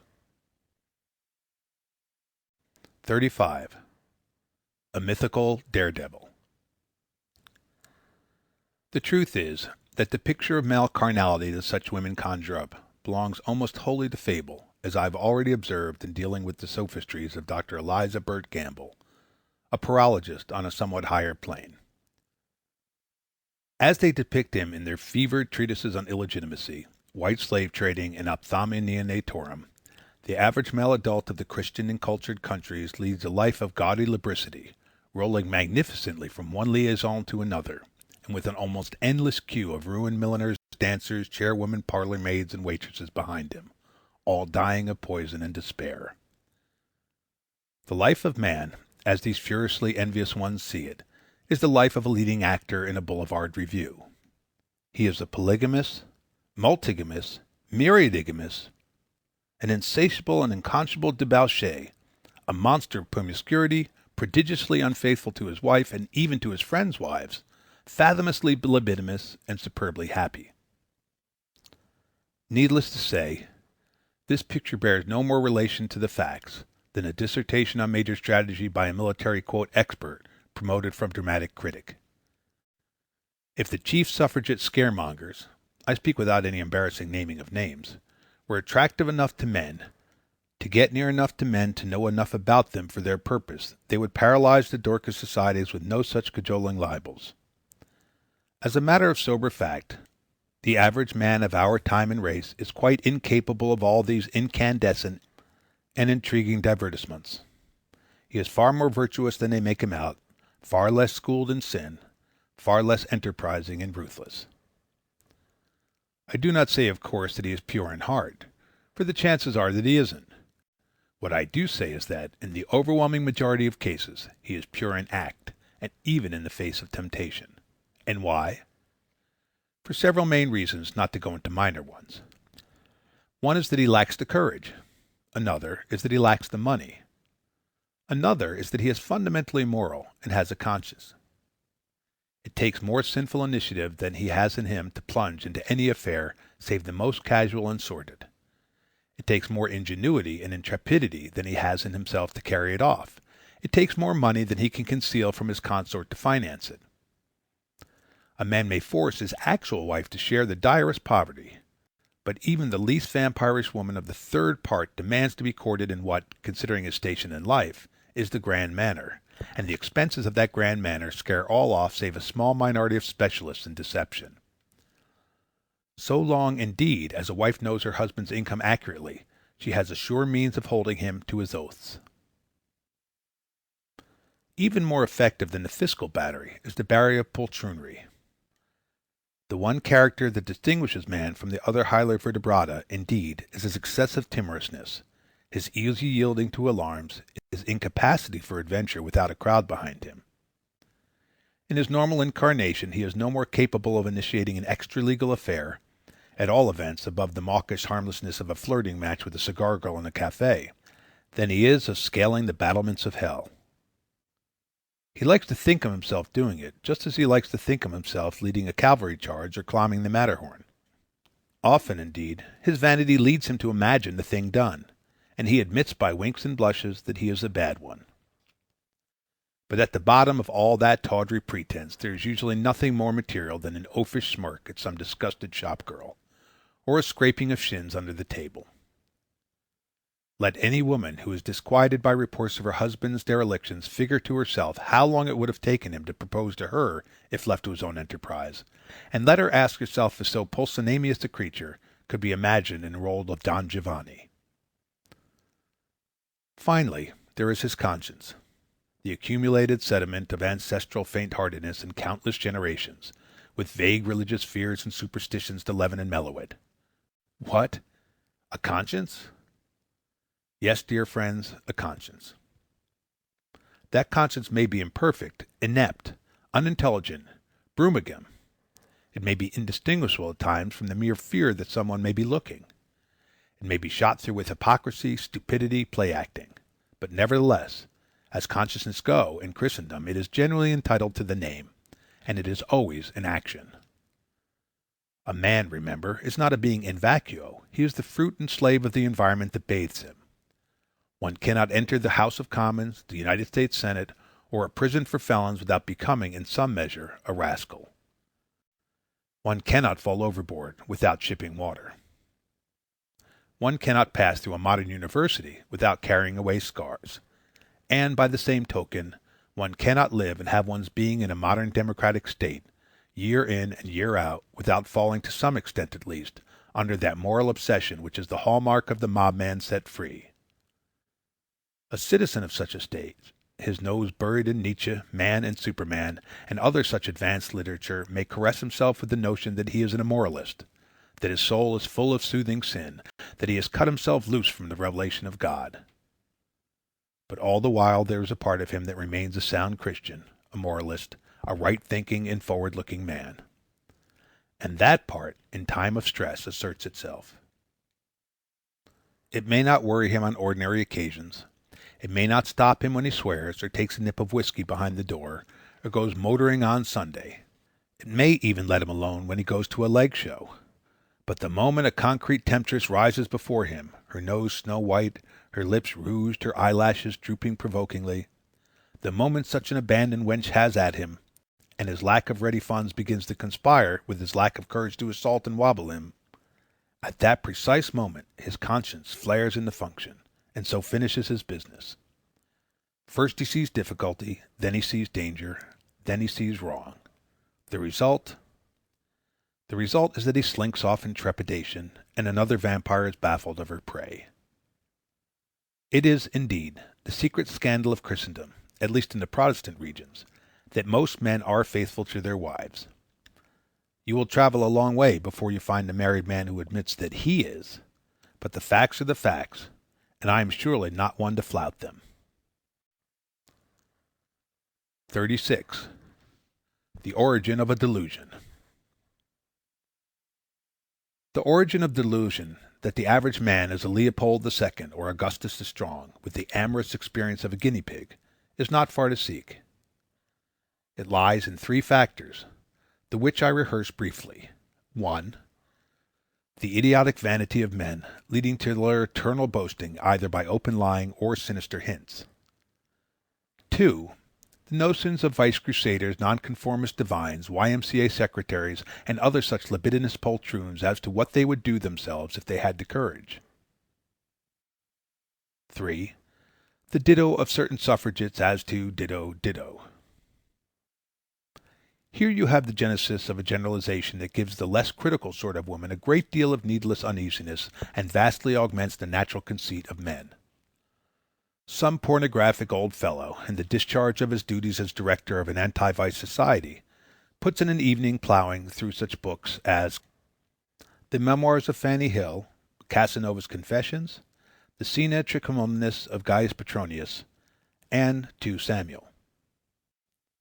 From this perusal he arises with the conviction that life amid the red lights must be one stupendous whirl of deviltry, that the clerk he sees in Broadway or Piccadilly at night are out for revels that would have caused protest in Sodom and Nineveh, that the average man who chooses hell leads an existence comparable to that of a Mormon bishop, that the world outside the Bible class is packed like a sardine can with brigade salesgirls, that every man who doesn't believe that Jonah swallowed the whale spends his whole leisure leaping through the seventh hoop of the Decalogue. Quote, "If I were not saved and anointed of God," end quote, whispers the vice director into his own ear, quote, "this is what I, the Reverend Dr. Jasper Barebones, would be doing. The late King David did it, he was a human, and hence immoral. The late King Edward VII was not beyond suspicion. The very numeral in his name has its suggestions. Millions of others go the same route, ergo, up guards and at 'em. Bring me the pad of blank warrants. Order out the searchlights and scaling ladders. Swear in 400 more policemen. Let to chase these hellhounds out of Christendom and make the world safe from monogamy, poor working girls, and infant damnation." End quote. Thus the hound of heaven, arguing fallaciously from his own secret aspirations. Where he makes his mistake is in assuming that the unconsecrated, while sharing his longing to debauch and to betray, are free from his other weaknesses, for example, his timidity, his lack of resourcefulness, his conscience. As I have said, they are not. The vast majority of those who appear in the public haunts of sin are there, not to engage in overt acts of ribaldry, but merely to tremble agreeably upon the edge of the abyss. They are the same skittish experimentalists precisely who throng the midway at World's Fair and go to smutty shows and take in sex magazines and read the sort of books that our vice-crusading friend reads. They like to conjure up the charms of carnality and to help out their somewhat sluggish imaginations by actual peeps at it. But when it comes to taking a forthright header into the sulphur, they usually fail to muster up the courage. For one clerk who succumbed to the hours of the pave, there are 500 who succumb to lack of means, the warnings of the sex hygienists, and their own depressing consciences. For one clubman, that is, bagman or suburban vestryman, who invades the women's shops, engages the affection of some innocent miss, lures her into infamy, and then sells her to the Italians, there are 1,000 who never get any further than asking the price of cologne water and discharging a few furtive winks.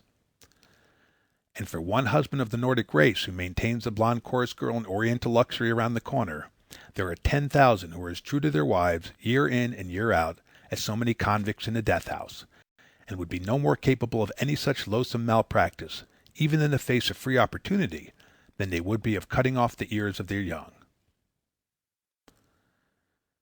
I am sorry to blow up so much romance.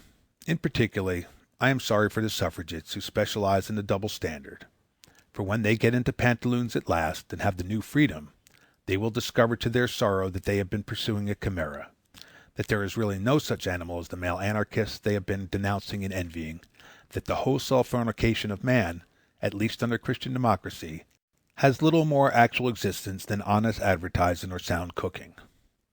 They have followed the pornomaniacs in embracing a piece of buncombe, and when the day of deliverance comes, it will turn to ashes in their arms. Their error, as I say, lies in overestimating the courage and enterprise of man. They themselves, barring mere physical valor, a quality in which the average man is far exceeded by the average jackal or wolf, have more of both. If the consequences to a man of the slightest descent from Virginia were 1/10 as swift and barbarous as the consequences to a young girl in like case, it would take a division of infantry to dredge up a single male flounder of that lex talionis in the whole Western world. As things stand today, even with the odds so greatly in his favor, the average male hesitates and is thus not lost. Turn to the statistics of the vice crusaders if you doubt it. They show that the weekly receipts of female recruits upon the wharves of sin are always more than the demand, that more young women enter upon the vermilion career that can make a respectable living at it, that the pressure of the temptation they hold out is the chief factor in corrupting our undergraduates. What was the first act of the American army when it began summoning its young clerks and college boys and plowhands to conscription camps? Its first act was to mark off a so-called moral zone around each camp, and to secure it with trenches and machine guns, and to put a lot of volunteer termagants to patrolling it, that the assembled jeunesse might be protected in their rectitude from the immoral advances of the adjacent milkmaids and poor working girls. 37. Women as martyrs. I have given 3 reasons for the prosperity of the notion that man is a natural polygamist, bent eternally upon fresh dives into Lake of Brimstone No. 7. To these another should be added, the thirst for martyrdom which shows itself in so many women, particularly under the higher forms of civilization. This unhealthy appetite, in fact, may be described as one of civilization's diseases. It is almost unheard of in more primitive societies. The savage woman, unprotected by her rude culture and forced to heavy and incessant labor, has retained her physical strength, and with it her honesty and self-respect. The civilized woman, gradually degenerated by a greater ease and helped down that hill by the pretensions of civilized man, has turned her infirmity into a virtue, and so affects a feebleness that is actually far beyond the reality. It is by this route that she can most effectively disarm masculine distrust and get what she wants. Man is flattered by any acknowledgment, however insincere, of his superior strength and capacity. He likes to be leaned upon, appealed to, followed docilely, and this tribute to his might caresses him on the psychic plane as well as on the plane of the obviously physical. He not only enjoys helping a woman over a gutter, he also enjoys helping her dry her tears. The result is the vast pretense that characterizes the relation of the sexes under civilization, the double pretense of man's cunning and autonomy and of woman's dependence and deference. Man is always looking for someone to boast to. Woman is always looking for a shoulder to put her head on. This feminine affectation, of course, has gradually taken on the force of a fixed habit, and so it has gotten certain support by a familiar process of self-delusion in reality. The civilized woman inherits that habit as she inherits her cunning. She is born half convinced that she is really as weak and helpless as she later pretends to be, and the prevailing folklore offers her endless corroboration. One of the resultant phenomena is the delight in martyrdom that one so often finds in women, and particularly in the least alert and introspective of them. They take a heavy, unhealthy pleasure in suffering.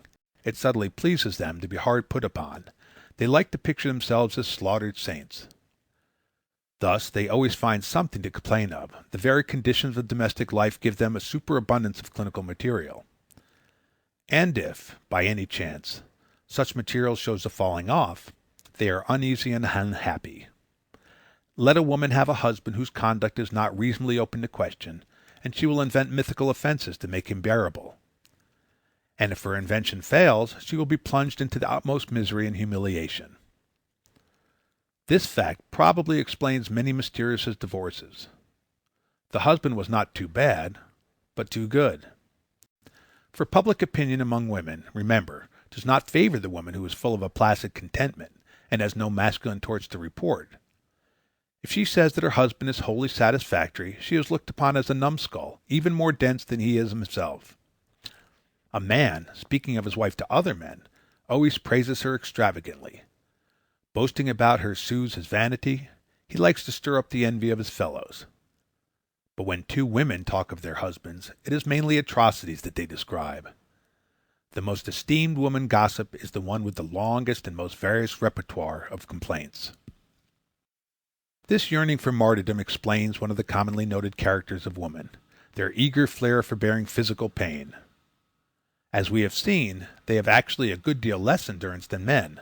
Massive injuries shock them more severely and kill them more quickly. But when acute analgesia is unaccompanied by any profounder phenomena, they are undoubtedly able to bear it with a far greater show of resignation. The reason is not far to seek. In pain, a man sees only an invasion of his liberty, strength, and self-esteem. It floors him, masters him, and makes him ridiculous. But a woman, more subtle and devious in her processes of mind, senses the dramatic effect that the spectacle of her suffering makes upon the spectators, already filled with compassion for her feebleness. She would thus much rather be praised for facing pain with a martyr's fortitude than for devising some means of getting rid of it, the first thought of a man. No woman could have invented chloroform, nor for that matter alcohol. Both drugs offer an escape from situations and experiences that, even in aggravated forms, women relish. The woman who drinks as men drink, that is, to raise her threshold of sensation and ease the agony of living, nearly always shows a deficiency in feminine characters and an undue preponderance of masculine characters. Almost invariably, you will find her vain and boastful, and full of other marks of that bombastic exhibitionism which is so sterlingly male.